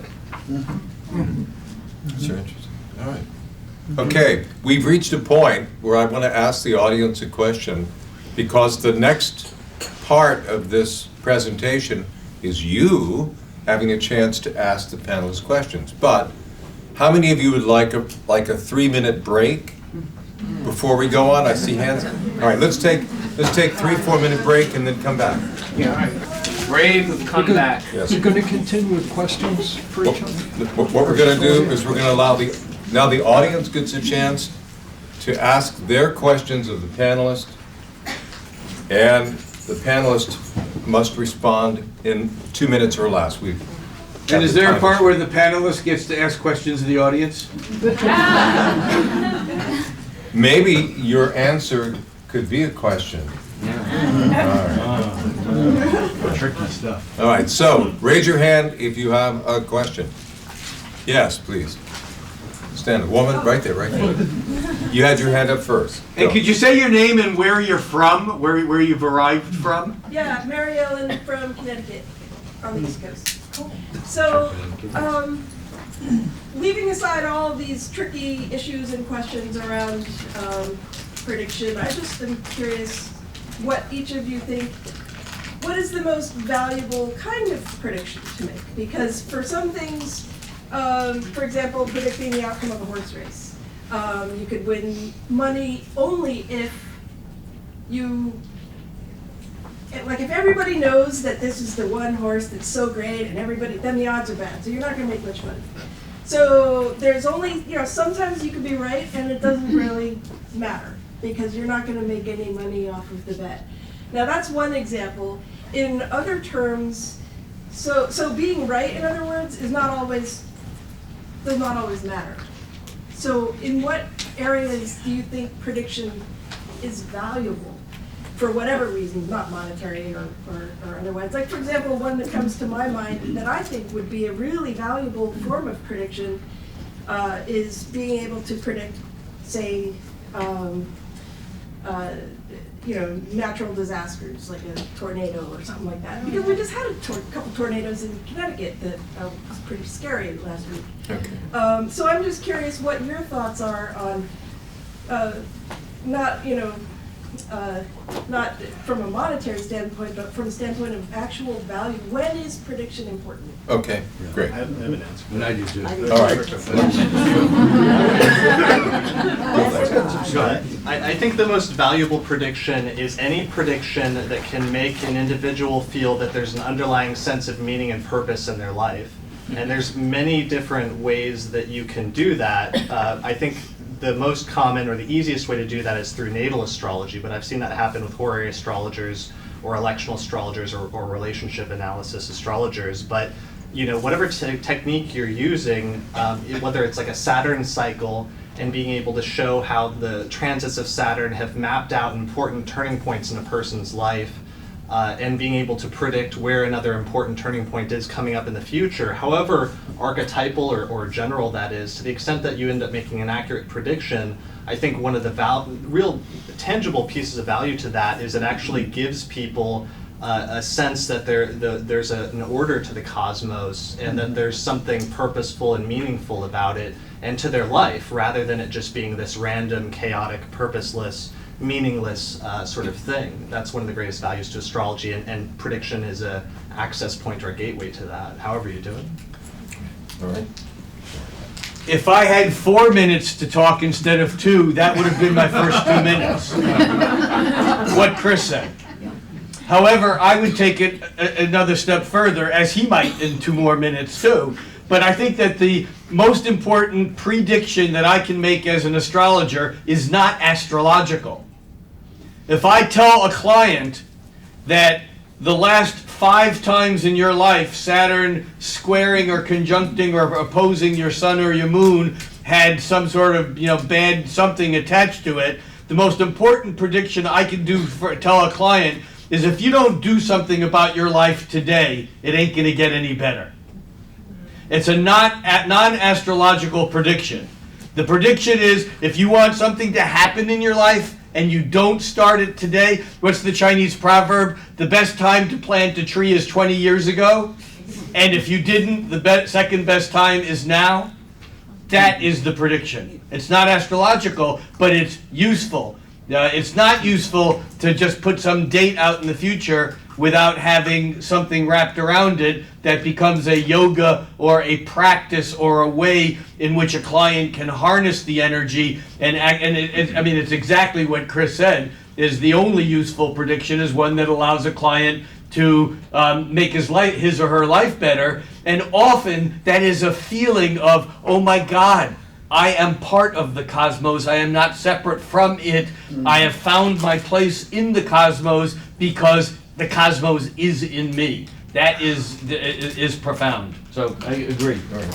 Thank you, Ray. And what I would say is that, going along with what these two have said, I think it depends on the intimacy related to how we create a circle of influence between the astrologer and another person. And the more you broaden that circle of influence, the weaker astrology gets. Because once you go toward the point of, like, there's a tornado coming, and this is where astrologers go toward delusion, no one's going to listen to the astrologer. They don't even listen to the weather person, right? So I think the key thing is realizing that you have the most impact in terms of a certain circle of influence. Chris? Thank you. It's interesting you should ask that question, because I'm going to be doing a talk at this conference about utilizing a geodetic concept that allows us to look at what's going on planet Earth in terms of cataclysmic events, action, weather patterns, and various, as I spoke earlier, about global hotspots. And so it is a framework that can be used in order to look at the prognosis of what could be happening, or is a strong possibility of something that could be happening on this planet, physically, geophysically, even politically. So at any rate, it's an idea to have a process that we could attempt to determine those events across this planet, isn't it? Okay, thank you. Thank you, Chris. All right, next question. No, Oh, you got a response? Everybody can respond. She asked everybody, so. Okay. Go ahead. The point is, she did ask everybody, but not everybody has to respond. So. Okay. You don't have to respond. Okay. So. I can't speak for Christeen. So don't. I won't, thank you. So very simply, all prediction, if we're predicting questions and wisely suggesting the right answers, all prediction is practical and useful. There's no prediction that wouldn't be in the framework in which I make predictions, which is really not prediction at all, but instead questions and archetypal fields. But the tone of your question was very practical. Which horse is going to win the race, and stuff like that. And astrology can address questions like that. It's not the flower of our craft, but we can do it. I had a funny experience like this. I used to have pretty big association with the music business in America through when there was a music business, the big record companies and so on. And a guy, one of the suits, he's got to back. He's got 2 artists, and he's got to figure out which one he's going to back. And his career is kind of resting on getting it right. And so he asked me, he had their birth information. And I still have very mixed feelings about this. The artist I like better, his transits and progressions for the next year or so didn't look too good. The other guy, who I didn't like so much, but he was all Jupiter City coming up. And so, I loved the suit. He was my pal. So I said, back this second guy. And he got, country music artist of the year the next year. And it was a very practical thing about which horse to back, which company looks like it's going to make money this year. Astrology, can definitely do that. It's not the kind I'm most interested in. It's not the highest expression of the craft, but it sure works, Did you want to respond? I'll only make the comment that because I work with sort of business and finance, yes, I do the prediction of saying, yes, I think this company looks better than that one over this particular period, and then I would do that, and that I think is a practical use of it. And it's usually because the person in front of me is saying, look, I've got 20 choices here, just help me out, right? So it's narrowing it down. All right, next question, right here. Hi, my name's Emily, fledgling astrologer. So, still getting my astrology confidence. What do you say to people, and maybe this is something from your past, because you maybe don't experience this anymore, that come to you with this idea that, can you predict this? Can you predict, like what is your answer? Like, how do you, oh my God, how do you deal with people who think astrology is like the people that Rick Levine was dealing with? Like, how do you deal with those people in a personal? Very short answer. I've been using this answer for years. You call me up on the phone with that kind of question, I go, I think you've misdialed. I think you're looking for the answer, astrologer, and you've accidentally reached the question, astrologer. I'm happy to listen to your issue, to look at the astrology, to talk about what might be going on, and to help you develop better questions. But I'll tell you something as a potential client. I would never answer a question for you because I wouldn't even do that for someone I loved. I'm good at giving answers, but you're going to get my answer, not your answer. My job is to help you get your answer, because if you get a good answer for me, it's going to stop your process, and I ain't going to do that. That's my standard answer. That's kind of what I do too. I just say, like, I don't do that type of astrology. This is what I do. And I tell people there are plenty of people who do, Yeah. and I'm happy to give you their phone numbers. I know really good astrologers who will answer questions like the many-headed hydra. That as fast as you ask them, they will answer them, and that's okay. That's not my astrology. That's all. Great. Oh, I would just say, I mean, my job is not to unveil you as if I'm an artist and yet you are unfinished, as much as, I say fate has two arms. One of them is your own. So astrology, Well said. astrology is learning to work that other arm. Okay, yeah, response. Chris? I mean, part of the answer to the question is just there's different astrologers that specialize in different things, and when a client contacts you, you should quickly ascertain if they have the type of questions that you feel comfortable answering, and they may, based on your specialty, whatever you specialize in, or they may not, in which case you refer it to another astrologer. But different astrologers, obviously, just by the responses here, have different levels of comfort in terms of the types of questions they're willing to answer, whether they answer them at all. Very good. The answer that we give when that question is asked from students in China, because it's a common question everywhere, is it's about managing the expectations of your client. And you help to manage the expectations of your client by the information you've provided about yourself and your work, so that the client knows initially, from your platform, this is the kind of work I do, this is what you can expect from me. So that starts the process of managing the expectations of your client. So that's another answer to that. Okay. All right. Next question. All right, go. I'm Michaela. I'm from Phoenix. I'm wondering what you all think the role of connection in synastry is, or relationship. Synastry? Yeah, synastry and those types of charts. All right, who would like to take that question? Would you like to repeat that? The question is, what do you think about synastry and relationship charts? What is the Yeah, role of just prediction? the role of prediction in Oh, the role of relationship. prediction with synastry and relationship charts. That'd be it. Okay? All right, Stephen, go first. I love doing that because I want to. I think relationships are good for people. You know, I think we grow faster and evolve faster if we're loving somebody. There's lots of ways to love people. Friendships are good for us, but synastry is mostly about couples and.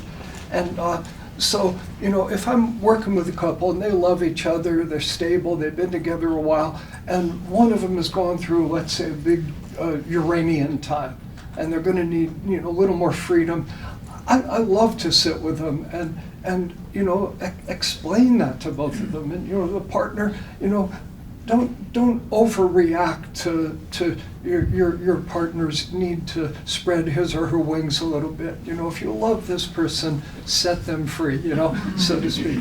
And don't be afraid of this. And you who are going through the Uranian event, you know, be mindful that the blockages to your freedom are mostly in your own head, and you're ripe for getting past them. Don't blame your partner. Be careful of projecting your issues onto your partner.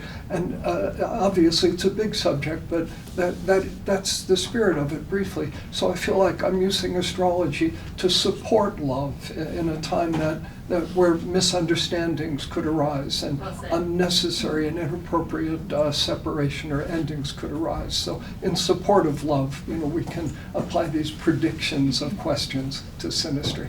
Thank you. Mm-hmm. All right. Now the panelists with a response to that. I mean, part of it is just that one of the things I meant to mention in my opening is that it's only in the past few decades that a more predictive-oriented forms of astrology have arisen in the astrological community. The movement in the 60s and 70s was away from predictive astrology and towards psychological astrology for most of the past century, and it's only in the past couple of decades that suddenly you have these older forms of astrology coming back that can make more precise predictions, and astrologers are actually still struggling to determine the scope of that and what's appropriate in modern times.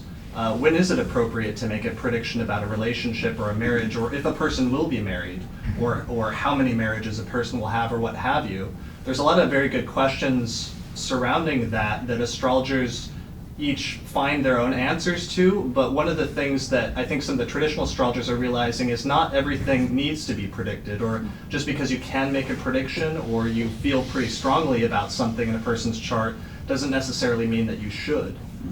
So this is where some of the modern sensibilities from people's work, like Stephen's work and other psychological or psychospiritual astrologers who are bringing modern counseling dynamics and sensibilities into astrology, that's very useful and valid still in traditional context, and that's something I think a lot of traditional predictive astrologers are still wrestling with because the lines aren't always clear about what's appropriate and what's not. But do no harm, I think, is the thing that everyone agrees on, is keep your client's best interest in mind, but even then there's still sometimes question about what is the client's best interest, because each case may differ when it comes to relationships, let's say. A very short answer here, or adding to the discussion, is that we as astrologers need to be painfully, obsessively aware of our own biases, individually, culturally, racially, genderly, et cetera, because we do, confer them onto our clients without even knowing it, even if we're conscious. And so we look at a synastry chart and we immediately, take our stuff and put it on it. I had 3 bad marriages, and each of my former wives had the moon in Capricorn. This is not me. But therefore, a client comes in and her husband has the moon in Capricorn, and it's like, oh no, he's an asshole. We do this without even thinking about it. We bring our issues about all kinds of issues, whether they're gender issues, even the whole issue of trans, binary sexuality, etc., monogamy. I mean, it's wide, and so we have to be careful about how we infringe our judgments that are not astrological, using the astrological metaphor and making it sound like we're doing astrology. Okay. All right.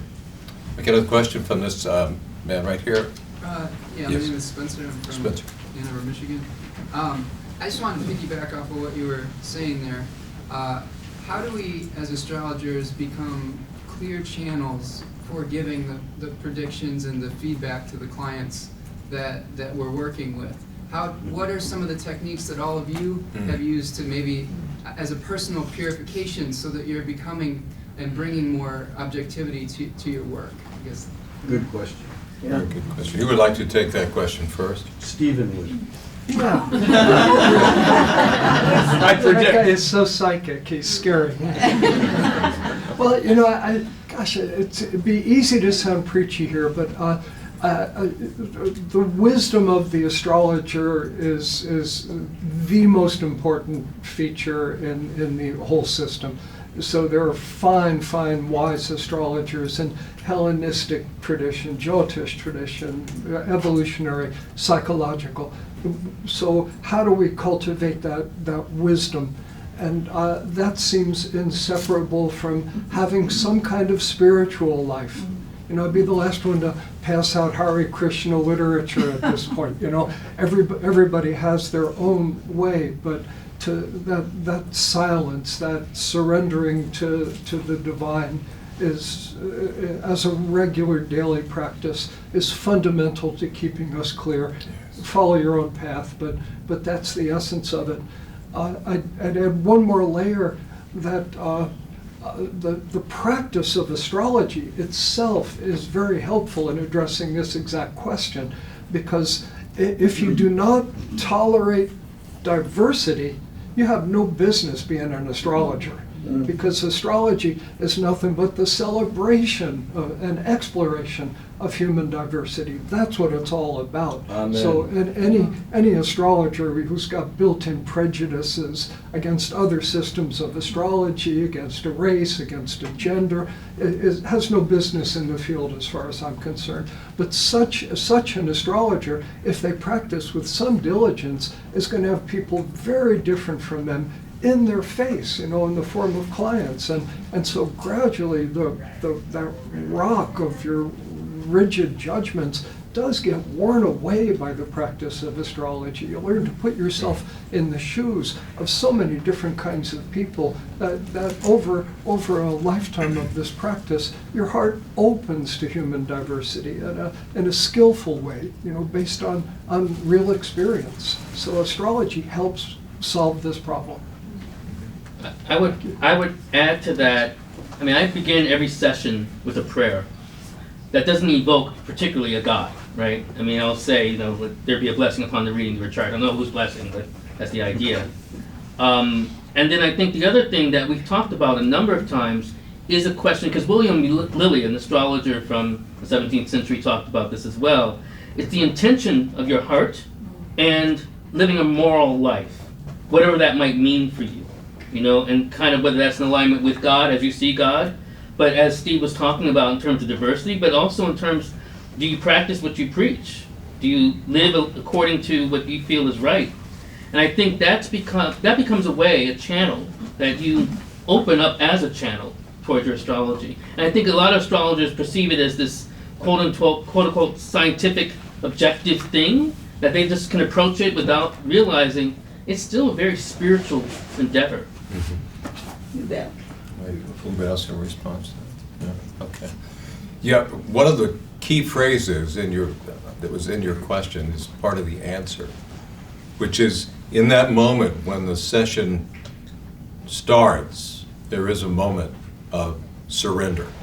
And that's key. You may have spent hours preparing. If you're a new astrologer, whatever your methods, whatever your techniques, you may have been walking around thinking about what you were going to say or what questions you were going to ask. In that moment, forget it. Just surrender to that moment. Okay? All right. Question? A quick quote. Yes. Chogyam Rinpoche, Naropa, said, enlightenment is the ego's greatest disappointment. That's what Stephen was talking about. Yes, yes. There it is. That's it. Question back there. Yes. Lynn Buddhist, Tulsa, Oklahoma. I was thinking while you were talking of one time I looked at a relative's chart. I was not asked, and I did not say anything to this person who was, you know, bumbling around. And I looked at it and I go, hot damn, you know, in this year, it looks like he's going to meet a hard-hearted woman and it's going to be good for him. I didn't say a word because I wasn't asked, and sure enough, it didn't happen. But it raises the question, are there times when you keep silence about a prediction? Who would like to take that question? I didn't even hear it. Are there times when you should keep silent? Okay. Are there times when you should keep silent about a prediction that is in your mind that you are thinking about? Yeah, I mean, that's what I said earlier, that just because an astrologer can say something doesn't necessarily mean that they should or that it's appropriate to, especially in a modern consulting setting.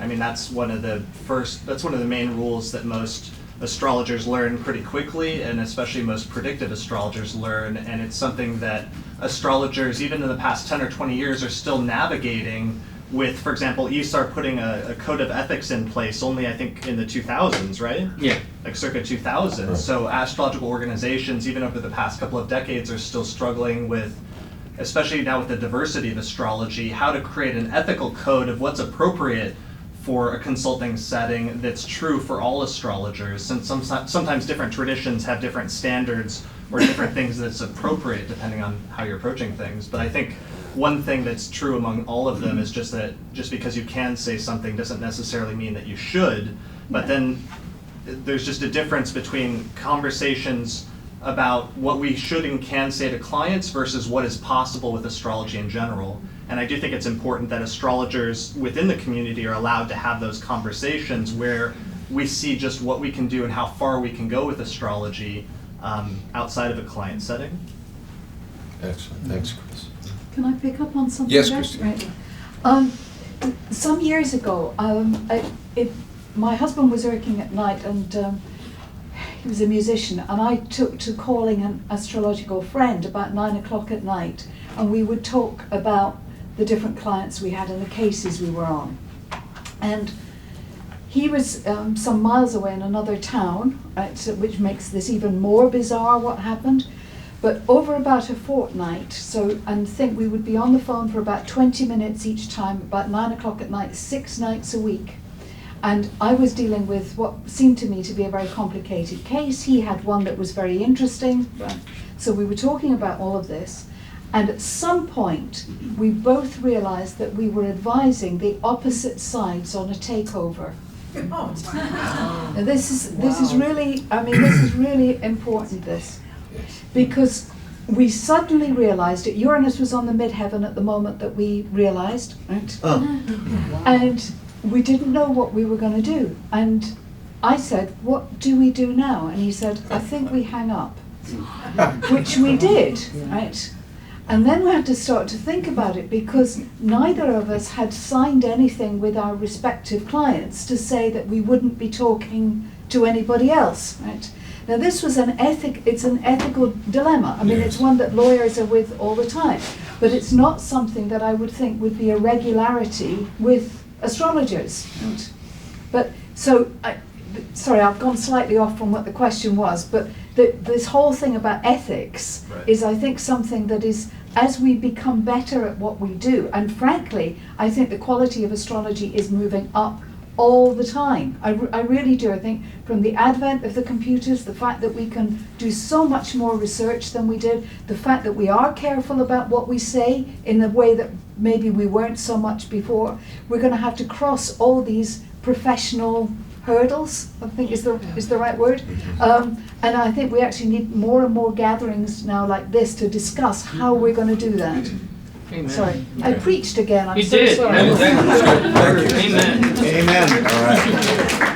All right, another question. In the far back there. You're doing great. Louder, please. And introduce yourself. Astrology can be used as proof that God exists. Do we believe that astrology can be used as evidence that God exists? That's the question. Nope. Yup. Yep. I'll go for yes. Me too. All right. I think that astrology has a spiritual component to it, but that doesn't mean that everyone who uses astrology has a spiritual component to the astrology they practice. So I think that it really is an individual question. I think that one can be an astrologer and an atheist, that is, have no theology, but I think that it's much more likely that as one delves into astrology, which is about meaning in the cosmos, that one develops a theology, whether one believes that astrology has anything to do with God or not. There still is a connection to the magic, to the spirituality of the universe Can I itself. qualify with that too? Just to say, after I left the ministry, I went into the, logically, and some of you probably can relate, I went into the wilderness of atheism. And it took me a while to come out. What brought me out, to some degree, was astrology. Yeah. That didn't prove for me that God existed, but that there was something else, right? That was a mystery. Now, what that is, and you can become a hardcore atheist and say there's nothing, but that's just, I think, delusional in its own right. But I think that there is something, but I wouldn't say that you can prove God exists, as you were saying. I agree. Can I have that? Go for it. So I start with a very specific piece of astrology. If imagine a happy, stable relationship, two people who treasure each other, and you will find a description of each person's partner in the chart of the first person. You know, like I have Saturn in the 7th house and I married a Capricorn. You know, things of that nature. So where I take this, I'm going to circle right back to the heart of the question. So let's say a little boy is born. He's destined to be a heterosexual little boy. And I look at his chart. The kid is a minute old, and I've got his chart. And I describe his partner. You know, I can come up with a fairly accurate description of the partner who hasn't even been born yet. Isn't that amazing? I'm describing, in a sense, the chart of somebody who doesn't even yet exist. That much intelligence is built into the birth chart of this kid who is just born. If that's not the mind of God, well, I guess I'm an atheist. You know? That feels like divinity, magic, evidence of something transcendent, giving an order to the universe that we can only perceive through astrology or what we call faith. But astrology is the concretization of this experience that there is some higher order of things, and some higher order of things is a pretty good definition of God as far as I'm concerned. So that's my response. Thank you very much. All right. Next question, please. All right. So my name is Alexis, and I'm from Dallas, and I would say that it would be fair to say that the diversity with astrology is quite beautiful. But with that diversity, there's a struggle in unification. And in terms of prediction, at least with elections, like people can look at the same data and come up with completely different interpretations. Now, predictions, they can at least, affect client, and eventually it can affect the whole community if you bring it to the community. So how can we handle the beauty of, diversity with all our minds and everything to kind of create a prediction or a solution that can kind of help the community as in general? Because we're all coming from with different perspectives. How can we kind of unite and use prediction as a way to kind of help the community in general? Do you understand that question? You probably want to repeat the question. Okay. Okay. So David. Go ahead. If you can concisely say that louder, that's great. So astrology is very diverse. It highlights that diversity, but at the same time, with that diversity, there can be a disunification. And when it comes to prediction, people make a lot of different predictions based on different mindsets. And with those differences, how can we all come together and kind of use astrology in a way that is useful and it is meaningful when it comes to prediction, when it comes to the community? Okay, when it comes to the community, okay, that's interesting. Who would like to take that? Sure. So this is something we went through at Kepler College 10 years ago when they were still teaching college courses on astrology, because they would have you take a bunch of different courses on different traditions in order to get your degree. And all the students would go through this process where on the one hand they'd be simultaneously incredibly overwhelmed by the number and the diversity of the different astrological traditions and all of the sometimes varying or conflicting techniques and approaches they would use. But then at other times they would be fascinated how sometimes you could have a wildly different tradition like modern psychological astrology or medieval astrology or Vedic astrology who sometimes can come to the same conclusion from radically different perspectives. And sometimes seeing that overlap where you can have completely different tool sets or completely different traditions come to similar conclusions is interesting and informative in and of itself. But in terms of how the community deals with this, it's not anything that's going to be resolved anytime in the near future, because the revival of all these different forms of astrology is so recent that it's going to be the great crisis of most of probably the next century before astrologers fully work out how to reconcile and how to maybe merge in some sense all of these different systems. In the meantime, we just have to be able to have dialogues like this one where you have a diverse group of different astrologers trying to present their differing and sometimes opposing views, and through that dialogue, hopefully eventually something will shake out of it that looks like a consensus, or at least as close to a consensus as we can get. Anyone else on that? No? Okay, great. Thank you for that question. All right, over here, Charlie. Okay, thank you. State your name and where you're from first. Yeah, I'm Charlie from China, and my question is, I know Stephen, you proposed forecast framework in your book Chinese, the Chinese Sky. There is 3 dimensions for everyone to forecast. The first is the event. The second one is the psychology, and the third one is the meaning of proposal, the purpose. Yes, and so does it also work in prediction work? It seems that the prediction always linked to the events, but not psychology or the meaning or purpose. So that's my question. Good question. Great, yeah, wonderful. You know my work very well. Thank you.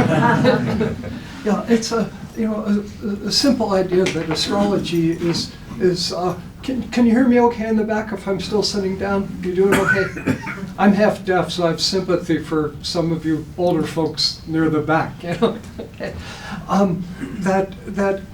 Any astrological transit or progression or any natal feature will have three different levels of meaning.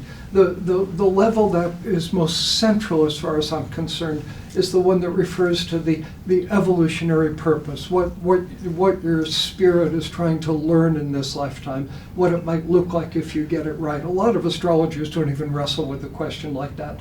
To me, it's the heart of the matter, that there's something you're needing to learn here, and that's like the evolutionary level or the level of purpose. And you can get that right or you can get that wrong.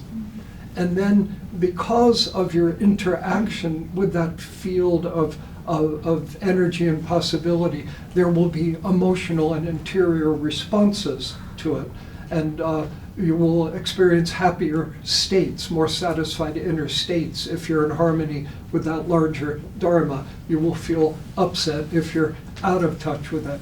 Like Mars is hitting a sensitive point. Time to be bold, time to take your own part, time to be courageous, have a little fire in your belly. You know, that's the nature of a Mars time. That's the evolutionary meaning of it. If you get that right, you know, you have a certain fire, you have enthusiasm, engagement, you know, you're alive, you're passionate, and you're kind of fierce, you know, make my day. There's some of that energy.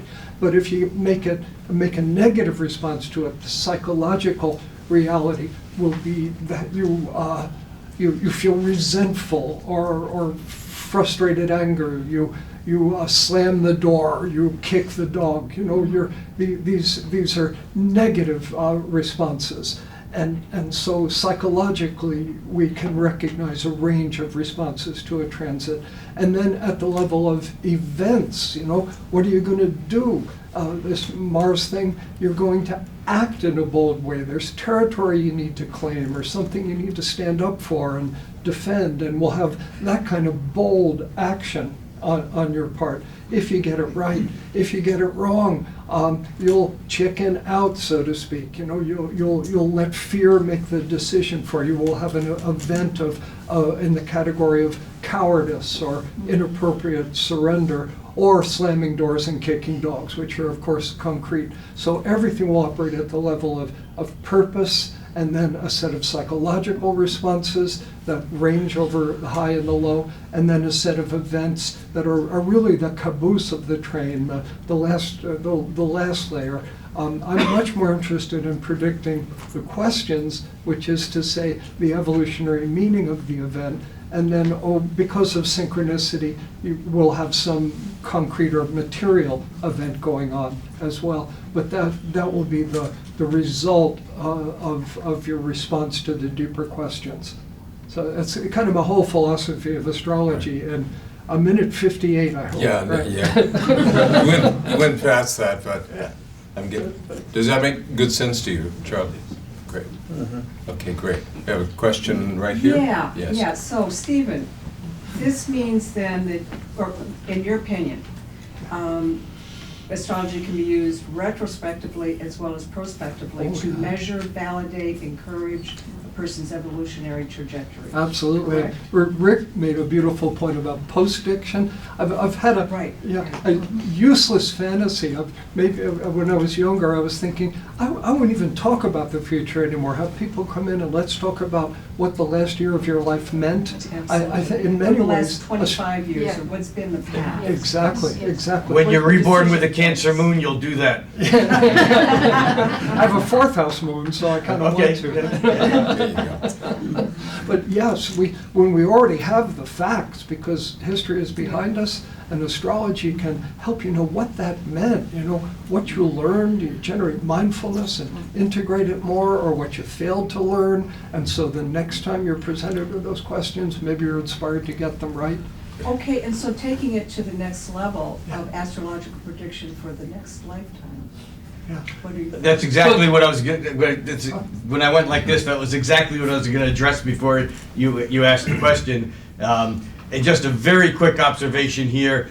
We spend time with prediction and not post-diction, and we spend life with past life regression, not post-life progression. Yes. And because all the traditions agree. When I say the traditions, the various mystical traditions, whether it's mystic Christianity or Buddhism or Hindu, they all agree that that if you take the jump and believe based upon evidence, your experience, or whatever, I'm not saying reincarnation, that's a next step, but if you believe that consciousness doesn't require meat, okay? If you believe that consciousness exists just fine without a body attached to it, all the traditions agree that in that state, that where consciousness exists without matter, that what we think of as past and future do not exist.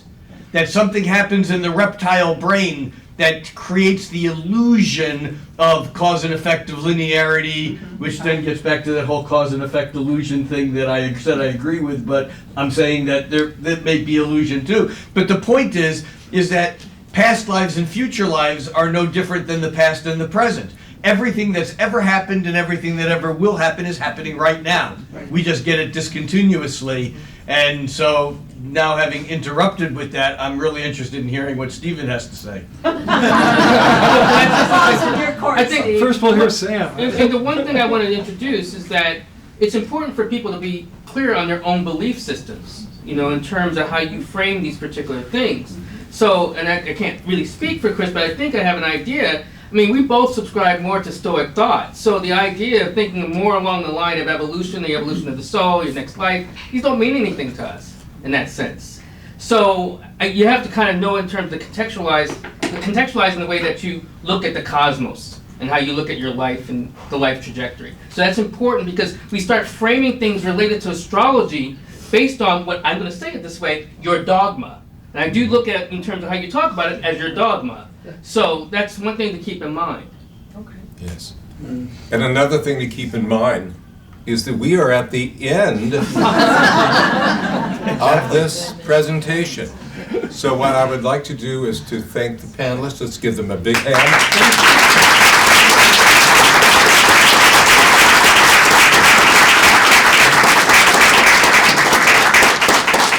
And I think we're going to have an amazing UAC. Yeah. We are.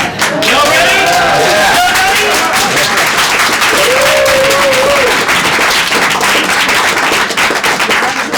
Great way to start.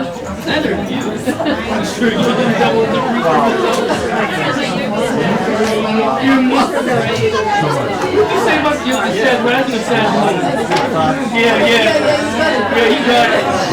You got it. You got it on.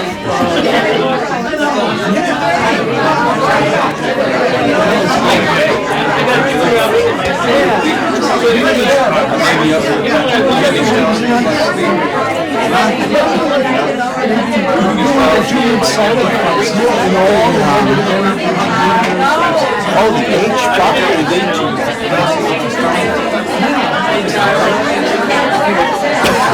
had to wish